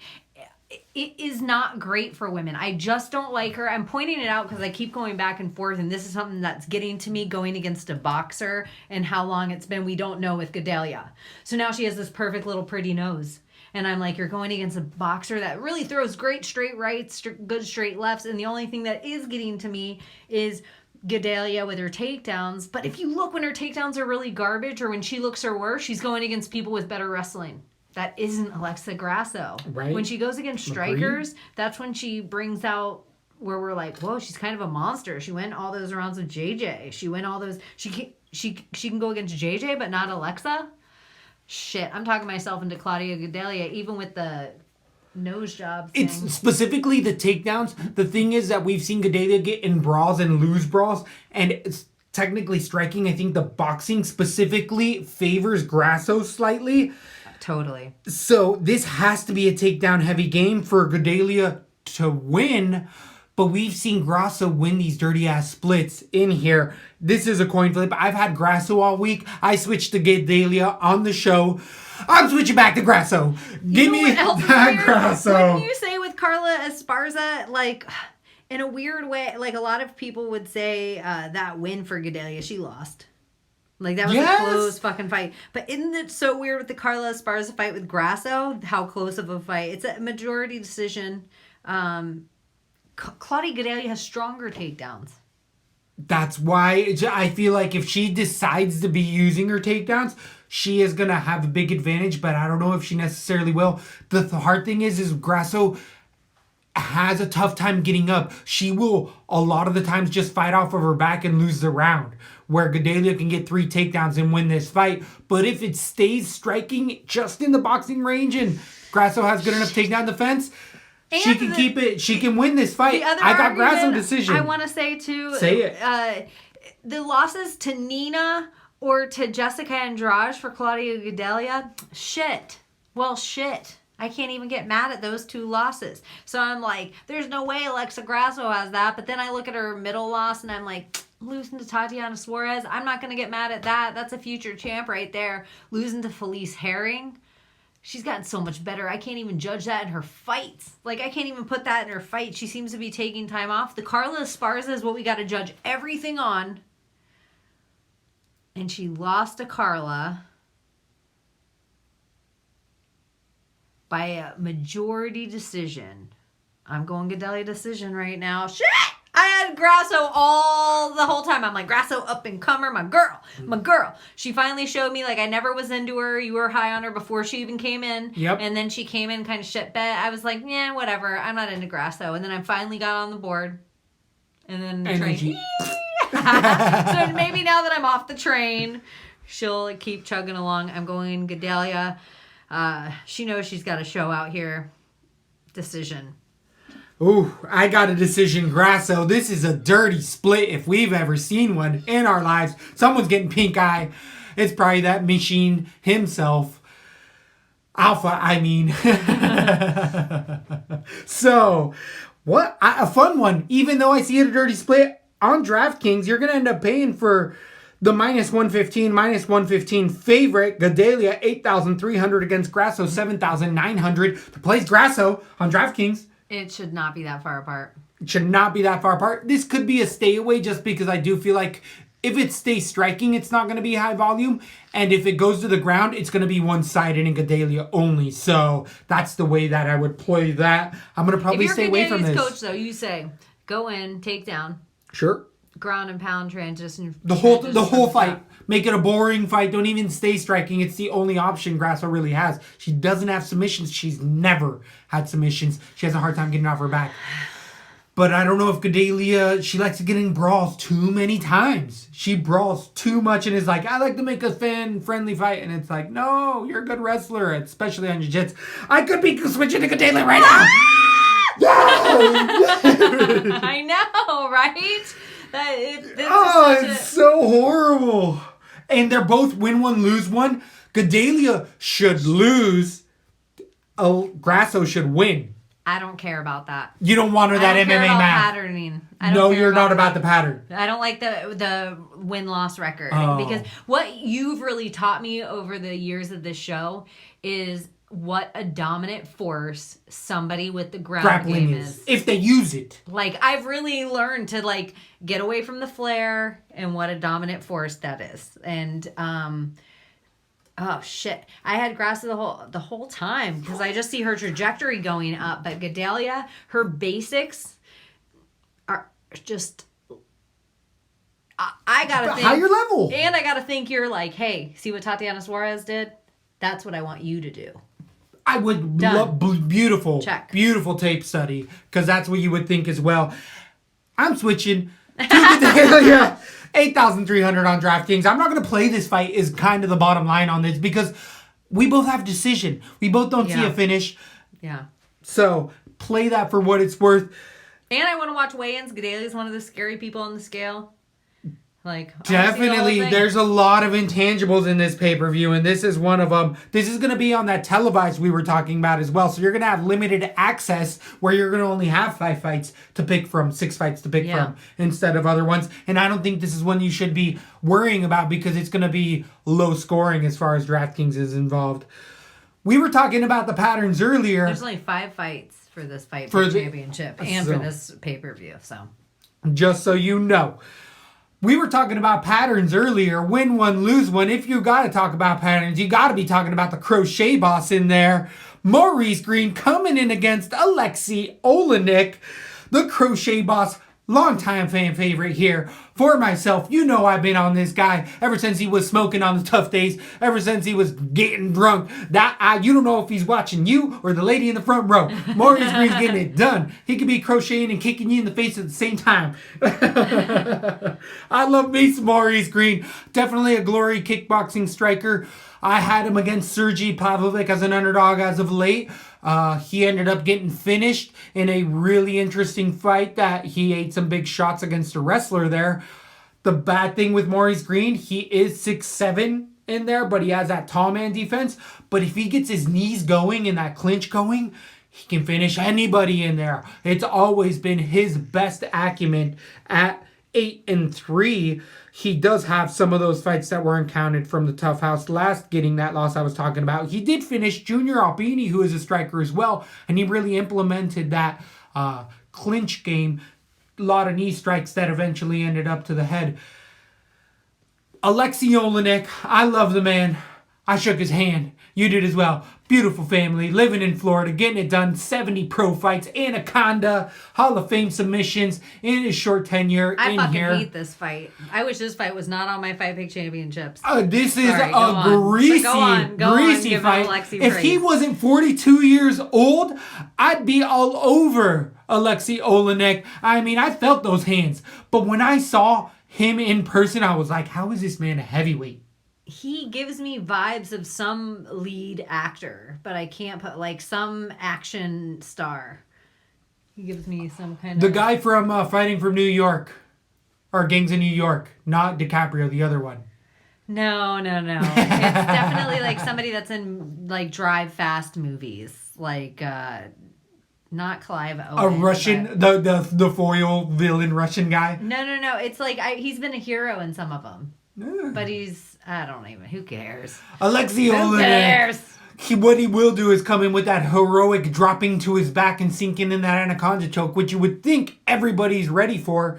Which what we've seen against good strikers, Olenek has not liked anything. He's extra slow. He does hit with power and has rocked a lot of his opponents to get to the ground and get the submission. I don't like Alexei's shots to get into the takedown. And if Alexei really doesn't wobble somebody with his strikes, he doesn't really take you down. He just comes in with like an overhand right to clinch, to grab him. Right. Yeah, it's so blind too. If you actually watch him, he looking closes down. His eyes. He's looking down. He's not even looking at the person. So I feel like this is a fight though that Maurice Green has proven that he has deficiencies on the ground, and Alexei Olenek is a type of veteran to throw in one of those savvy submissions in there. So I feel like this is a fight that I got Maurice Green TKO round number 1, but I feel like you have to play both of these guys as far as DraftKings, regardless of their price. One of them is going to get a finish. This isn't going to decision. Alexei fades too hard to let this go to a third round decision, and Maurice Green, especially if it gets to the ground once, more than likely is finished. So I gotta have exposure to both of them. I'm gonna go probably 20 to 30% Maurice Green, but I'm gonna have 10% bare minimum Alexei Olenek, because if he wins this, it's gonna be Ezekiel choke. He's gonna grab on that neck and hold on for dear life. The deficiencies of Maurice Green, I feel like Maurice Green, I think his inclination is to go back to try to fight it. And I feel like once you try to fight Alexei in that way of like, I'll out grapple him, you're fucked. And I think part of Maurice Green is going to do that. But shit, Alexei fights every 3 months. He's 107 years old and the man fights every 3 months. What's he doing? Like, what's he in the UFC? So is this a money grab? This fight was put together kind of quick.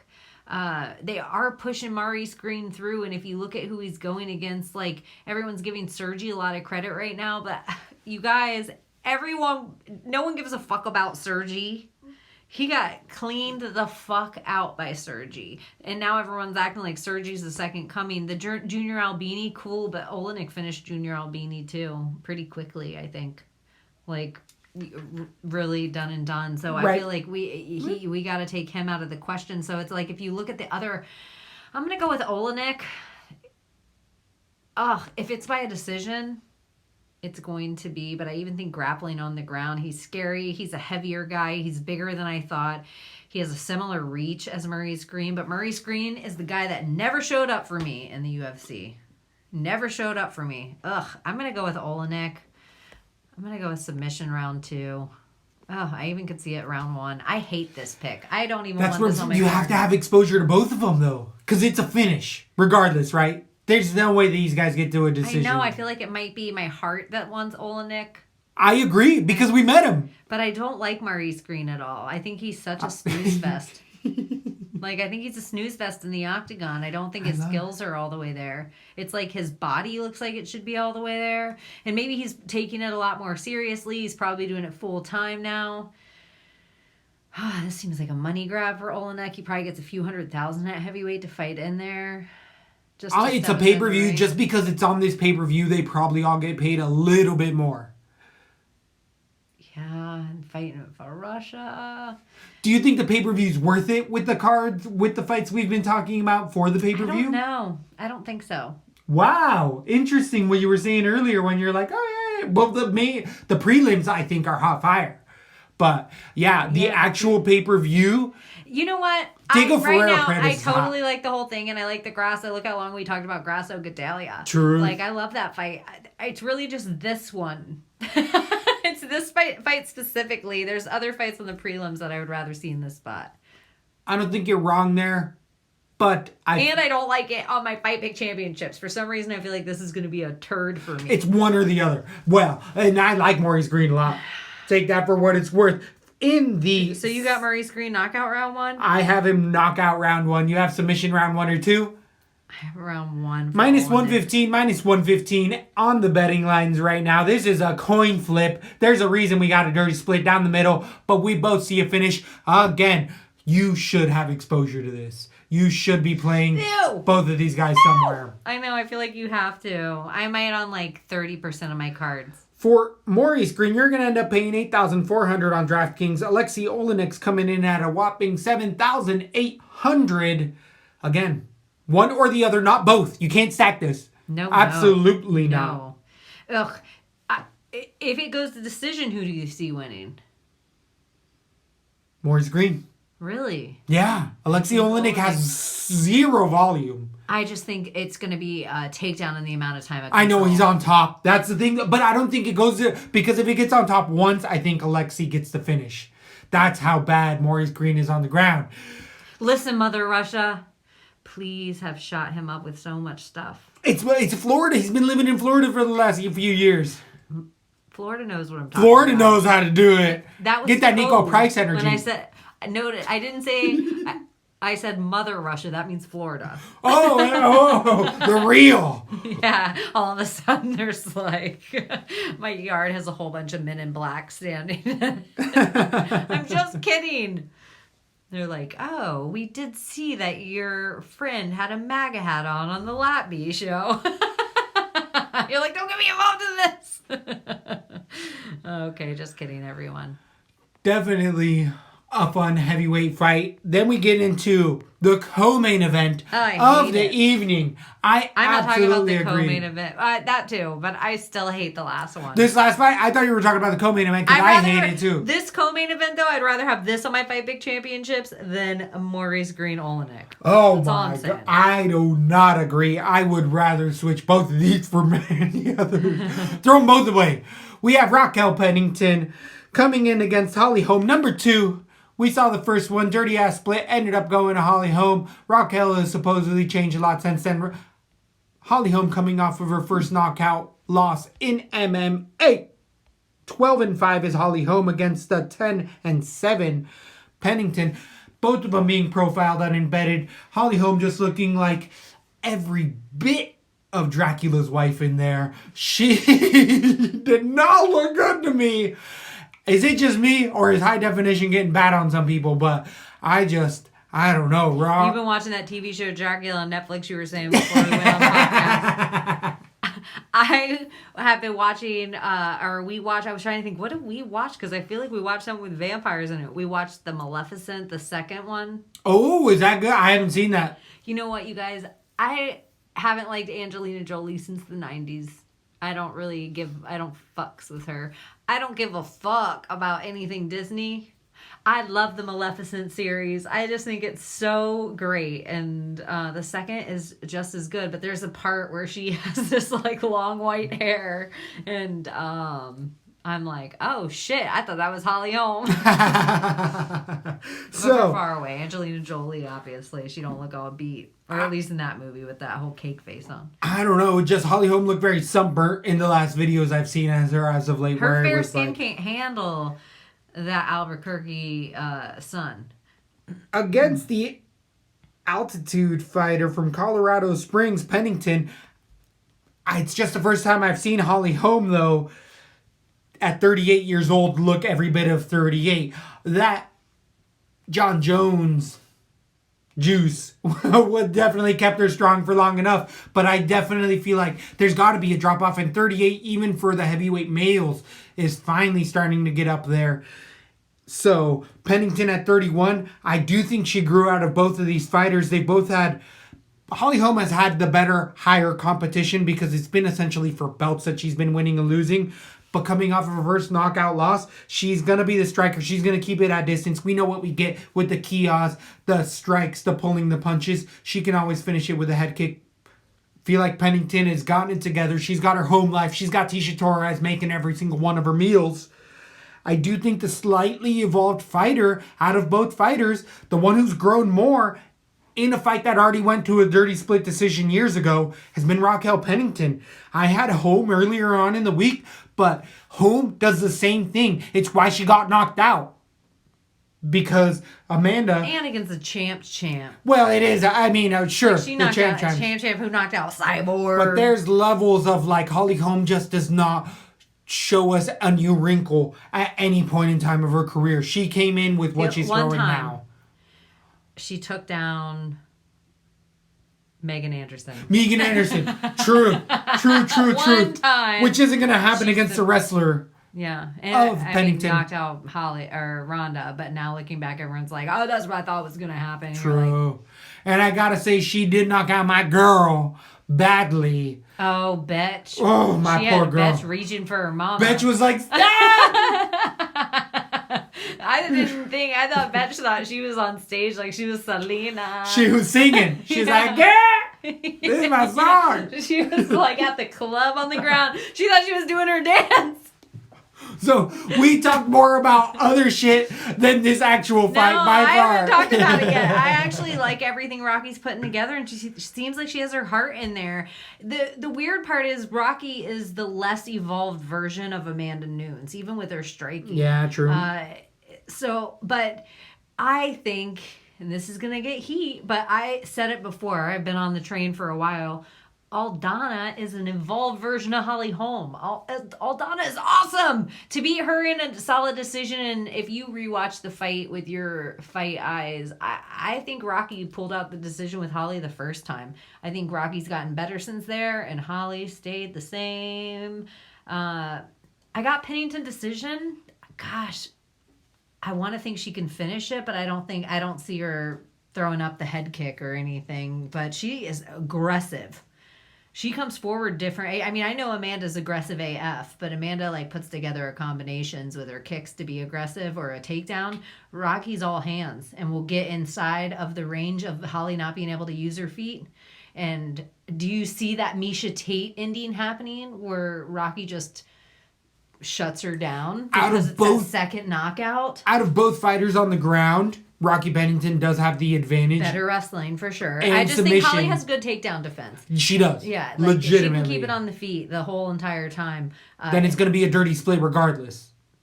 I got Pennington winning the decision. We both have that, but it's by the skin of her teeth. But if you look back at it, even is Holly at Misha level, where we're about to watch Holly get that second loss after that's what I think is going to happen. Together, and in that case, it's like especially for the Fight Pick Championships, can you see Rocky closing that distance the second round, tons of pressure, and closing Holly down, or you think Holly's heart still too much? I feel like Holly is getting at the end of her rope, and I actually feel like if it doesn't turn into striking, Rocky Pennington has a much better ground game, and if she chooses to go to the ground, she's going to have the advantage there, and I hope takedowns come in. This is a greasy fight, though. I'm not confident either way. I could switch to Holly Holm. It's a dirty split regardless. We're both on Pennington. On DraftKings, you're going to end up paying... I don't think it's a dirty split. I think it's Pennington decision, or Holly I could see Pennington finishing Holly. So it's Pennington either way, though. I want to know how Holly comes back from a knockout. We've never seen it before. Truth. And we don't see our lady fighters at this age come back from that knockout great. Lady fighters at this age in general, who's there? Nobody. It's Holly Holm leading the way. By far, at 38 years old now. But I even just mean at this, like past 34, past 32. Like once they get that crazy knockout, it changes something. But she didn't at least break her face. We're not watching her with a whole reconstructive surgery, which is different than a lot of the other girls. So on DraftKings, the minus 140 favorite, Holly Holm, 8,900 coming in against Raquel Pennington, 7,300. Win one, lose one, win one, lose one. Holly should win if you're... Holly should win, and Pennington, out of her last three, has lost two, so she's not on a pattern. Unless she's on her win two, win two, win two. Win two, lose two, win two, lose two. Wow. I just fucking it up. Interesting. I got Pennington decision right now. I'm actually more interested in the fight than you. I think... For 7,300, Pennington's the only play here. No way I'm touching Holm for 8,900. She has an average of 51 points with multiple 5-round fights in there because it's all been high level. I could totally see myself playing Pennington on a few because I see her winning the decision or finish. Right, but I still see it being pretty low output, so limited exposure, 10% Pennington and no Holly Holm as far as I'm concerned. What's Pennington's average score? 60 points even. That's high, especially with the brutal loss where she did not want to fight Amanda Nunes. Right, where she quit, which is a great narrative, which I don't like to bet on people that have quit in there, but she's come back and got a win since that championship level. And so they threw her in too fast, too soon. There was no other competition in the entire division, and so they just threw Rocky in there, not only against her friend or ex-training partner, and it was brutal. That I would have thrown in that if Rocky were my girl, white towel. But her coach was like, "You're fine. You're gonna get back in there. And I'm gonna fucking beat your ass on this stool." Anyway. So, that's what she has to deal with at home. Raquel Pennington being our underdog for the night. But the embedded on them's pretty cute. You're right. With them walking their dogs. And them new and all that stuff. Tisha Torres being notorious, a worst weight cutter. But Pennington looks like she's more natural. I'd be lying if I didn't say in my little lesbian brain, I'm like, babe, we should move to Colorado and walk in the dog park. I don't even want a dog. Cold. That cold? That level of cold? I like dry cold, though, over wet cold. I prefer an environment like that over, like, Portland wet. I like snow. I like elevation. Well, that's where you get it. That's where you get it. Well, you could be best friends. Tisha Torres. Rocky and Tish. Hanging out. Getting our toes done. TT. What up, T? What's up, girl? So, then we move to the main event. The main thing we've been talking about for a long time. We've been breaking this fight down for 4 weeks. We've been breaking this down for every single time. We're like, hey, guess what? And interestingly enough, if you've been following for long enough, we've been telling you from week 1 the stylistic dependencies on this. And I have heard Anthony Pettis, Jorge Masvidal, coach after coach say, Donald Cerrone's a slow starter, Conor McGregor's a fast starter. Like, this is the stylistic matchup. The other intangibles in this main event is going to be that it is at 170 pounds. Conor McGregor is off of the juice. He's having a presser, as of now, the best fight camp of his life, coming in against the 36-13 2-fight losing streak. Donald Cerrone, the Muay Thai striker, has had a loss against Tony Ferguson 7 months ago, and then recently 4 months ago against Justin Gaethje, uppercuts. Which, if you actually look back at that Tony Ferguson fight, fastest we've ever seen Donald start. Agreed. He actually looked better than he has. We know what we can get with Donald Cerrone. Amazing ground game. Everybody knows if you go to the ground, you have an advantage here.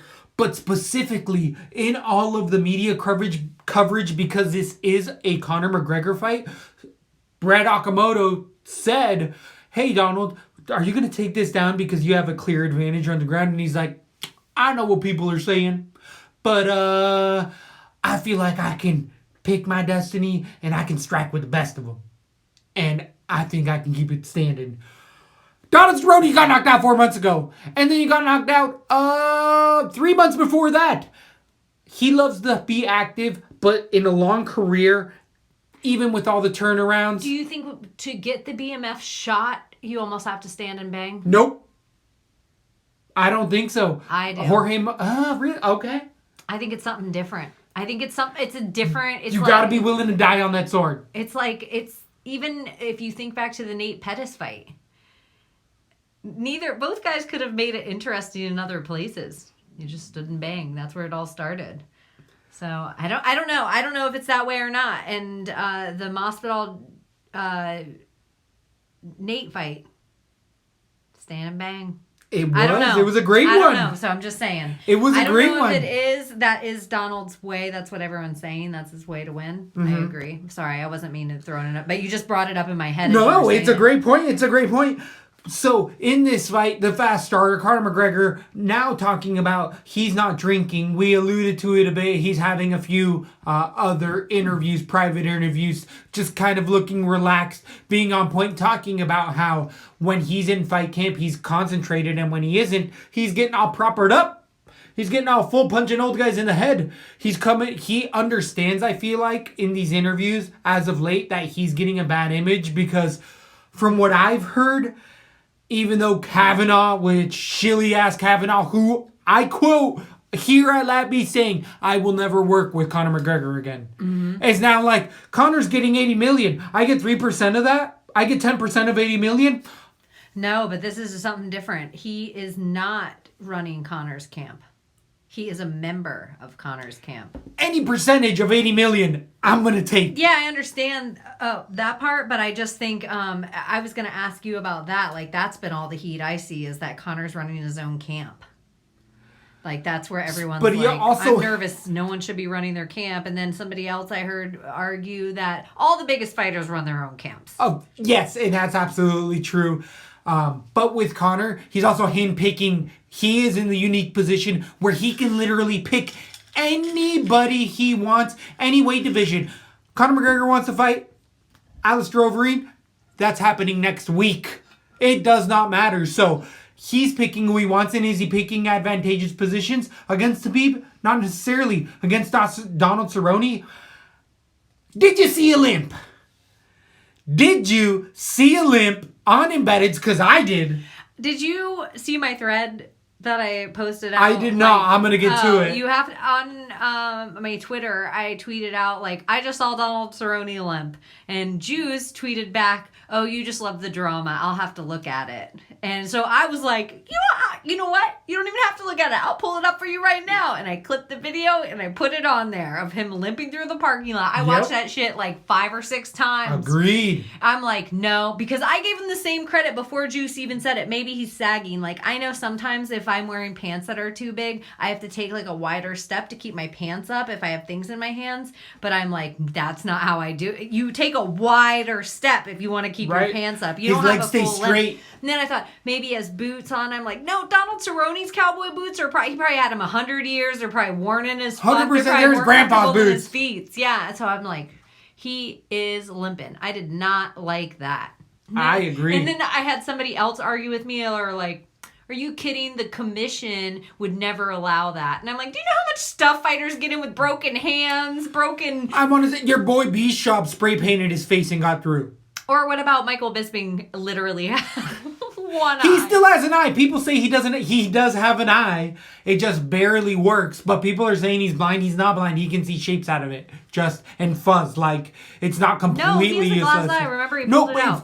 It's not glass. It's a cover because it's so Maurice green that he puts a cover on it because it's fuzz that he sees out of it regardless. But it's so kiltered.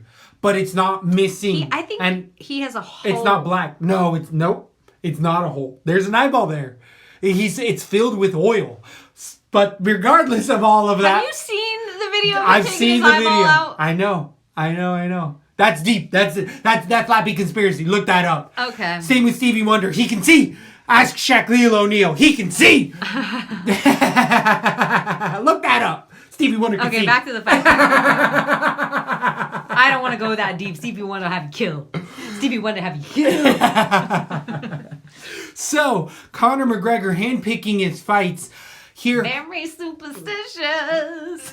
Somebody that's creepy. Get out my bushes, Stevie. He's like, I can't see. What? No worries. Something that the Notorious is specifically notorious is at throwing is body shots, which we've always talked about with Donald Cerrone. He's always had a weak body, and I feel like that's what accumulates in this fight. I feel like Conor can eat a lot of good shots, but either way, he doesn't get touched much. He's weighing in at 160 pounds, or as of when he was last speaking with Ariel Helwani, he's like, I'm weighing about 160 after training, so I'll be about 169 for fight night. Not going to happen. He's going to probably be $162 at the most, but Donald Cerrone is going to be more upwards of that 170 he's talking about. He has to still lose 5 pounds. I could see him walking around easily at 175. Being that taller fighter at 5'11", 6 foot, compared to the 5'10", actual 5'8" of Conor McGregor. So, in this fight, it's just the shortness of fights and the dramatic finishes that Donald Cerrone has had. He's talked about whether he knew or not that Conor's getting 80 million or not. What I don't like about that is that when we've been talking about the negotiation aspect, it was 8 million. 80 is what he said. 80. I thought it was 8 million from the UFC, and then maybe he stands to make more from the proper. I heard it the other way around, but either way, if Cerrone got any cut of that pay-per-view because he's the main event, he's going to get paid more than he ever has. He gets 4 million. I read Cerrone's too somewhere. Okay, I love it. Please, what is it? Well, even roughly, because I didn't see it. Yeah, I felt like his was 4 and Conor's was 8. Well, still, yeah. I'm okay with $2 million to get beat up. It's Donald Cerrone's biggest fight night. So, great. And it's enough money to hide you limp. Any day of the week. Well, he fought Tony, which is going to be not $1 million, but still 800,000 potentially win or lose, especially if you're doing those contracts. But against Gaethje as well, kind of a short notice replacement. It's just, if it wasn't so many fights in the recent year for Donald Cerrone at this late of his career, I like his advantages later on in the 5-rounder, but I don't think he gets out of 2. I got Conor McGregor. Round number 2, Mystic Matt gets it done, but this is a hand-picked fight. Do not think he comes in here against a Leon Edwards. Why do you think 170? What's your thoughts on why Conor picked 170? Because everyone says it's more dangerous for Conor at 170. Why not 155 with Cowboy? I think that because it's a last loss to Khabib, he's just getting his feet wet again. Do you think it's for the BMF? No, I think Masvidal's too dangerous for Conor. More dangerous than Khabib? Yes. No. Khabib wins that more handedly. So either route, I think the 170, in my opinion, is, I hear people say, Conor has to win this.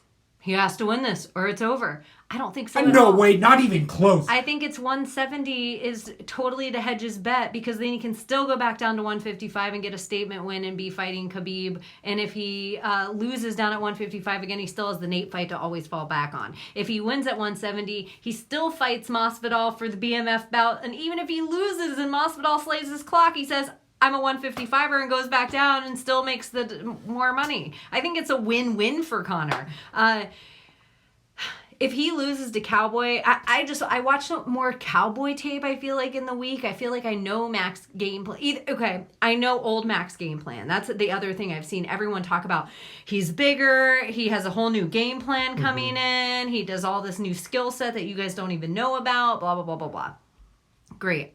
So I don't even need to look about that old stuff. I know exactly what it is, seared into my heart and brain, because I used to be a Conor McGregor ride or die. I don't know if I've ever picked against him. I was thinking back. I don't know if I've ever picked against him. You're more so than me. I've been a hater of McGregor for a long time. I was watching Donald Cerrone, and he does this weird thing that he won with the body, what you were saying, which is the exact same level. Conor doesn't throw a ton of kicks, but he throws that. He throws that kick. And he also does uppercut a nasty shovel hook. Yep. Nasty shovel hook. You've even given it a certain name that we've talked about the name in the past of what he does. No, not the bolo. Lead uppercut. Bolo? It's not. He will throw that. I feel like I've seen it before. I feel like on a different fight. Figueiredo throws that forever. But I think that whole left side for Cowboy is so exploited in his fights. It's so open the entire time, and he tends to I'm like, gosh, every time, dude, that the fight I watched that I felt like was the most telling for me of how this fight was gonna go is the Darren Till fight. I know everyone's like, Darren's so much bigger. Yeah, and Conor's quicker and more crafty with better ring IQ. Like, Darren is bigger. But the way, if you even look at Darren's style in that fight, sideward stance the whole time, he has that wide Conor McGregor. And every single time, once Cowboy got clipped once, every single time of any of the combinations that Till throw, Cowboy ducked down to the left. Like you were saying, so I think he can hit him with a left uppercut to the body, or he's going to catch him with a right uppercut and catch him while he's leaning down like that. Every way I looked at it, I don't see Cowboy winning. Conor has great takedown defense, and we haven't even seen his jiu-jitsu game so much. Like, and Cerrone, who has been, I would say 90%, he doesn't throw in curveballs. When Donald Cerrone tells you in a game plan, and he's like, oh, I was telling you guys I was going to throw that. Like, he's pretty dead on when he talks about his avenues of what he wants to do and prove to the people out there. And it's just for him. I agree.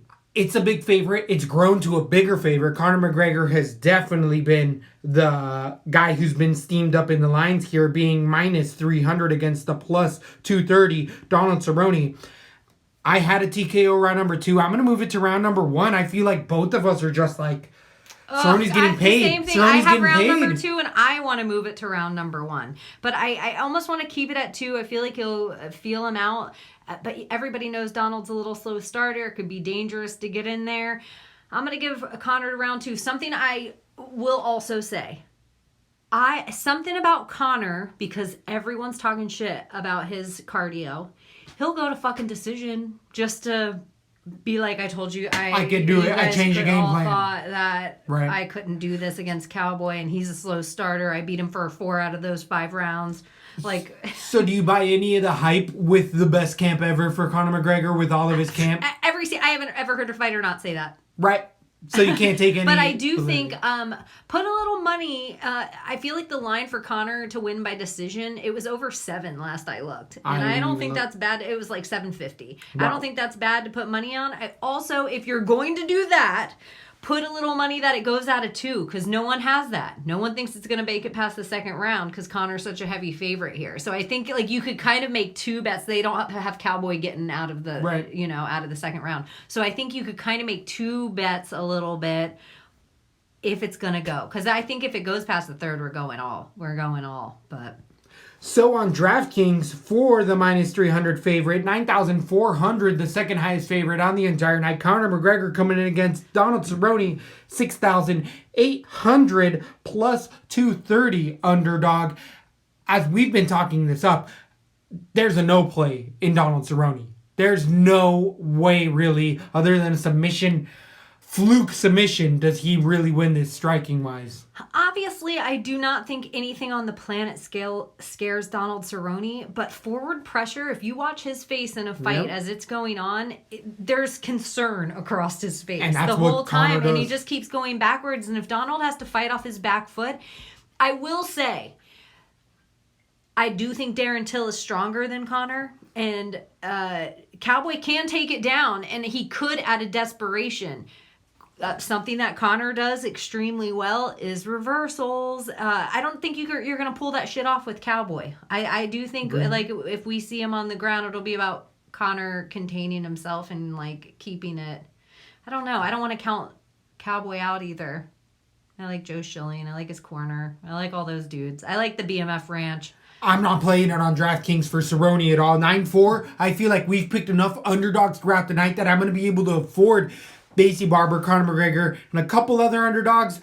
I might have to take one of those top two off, but I feel like there's a lot of spots to make money on this night. I think it's fun. I think I'm going to, I won't go so deep I put her ass to sleep, Woo! But I will play a couple of the cards. I guess that's where we should leave it. Let me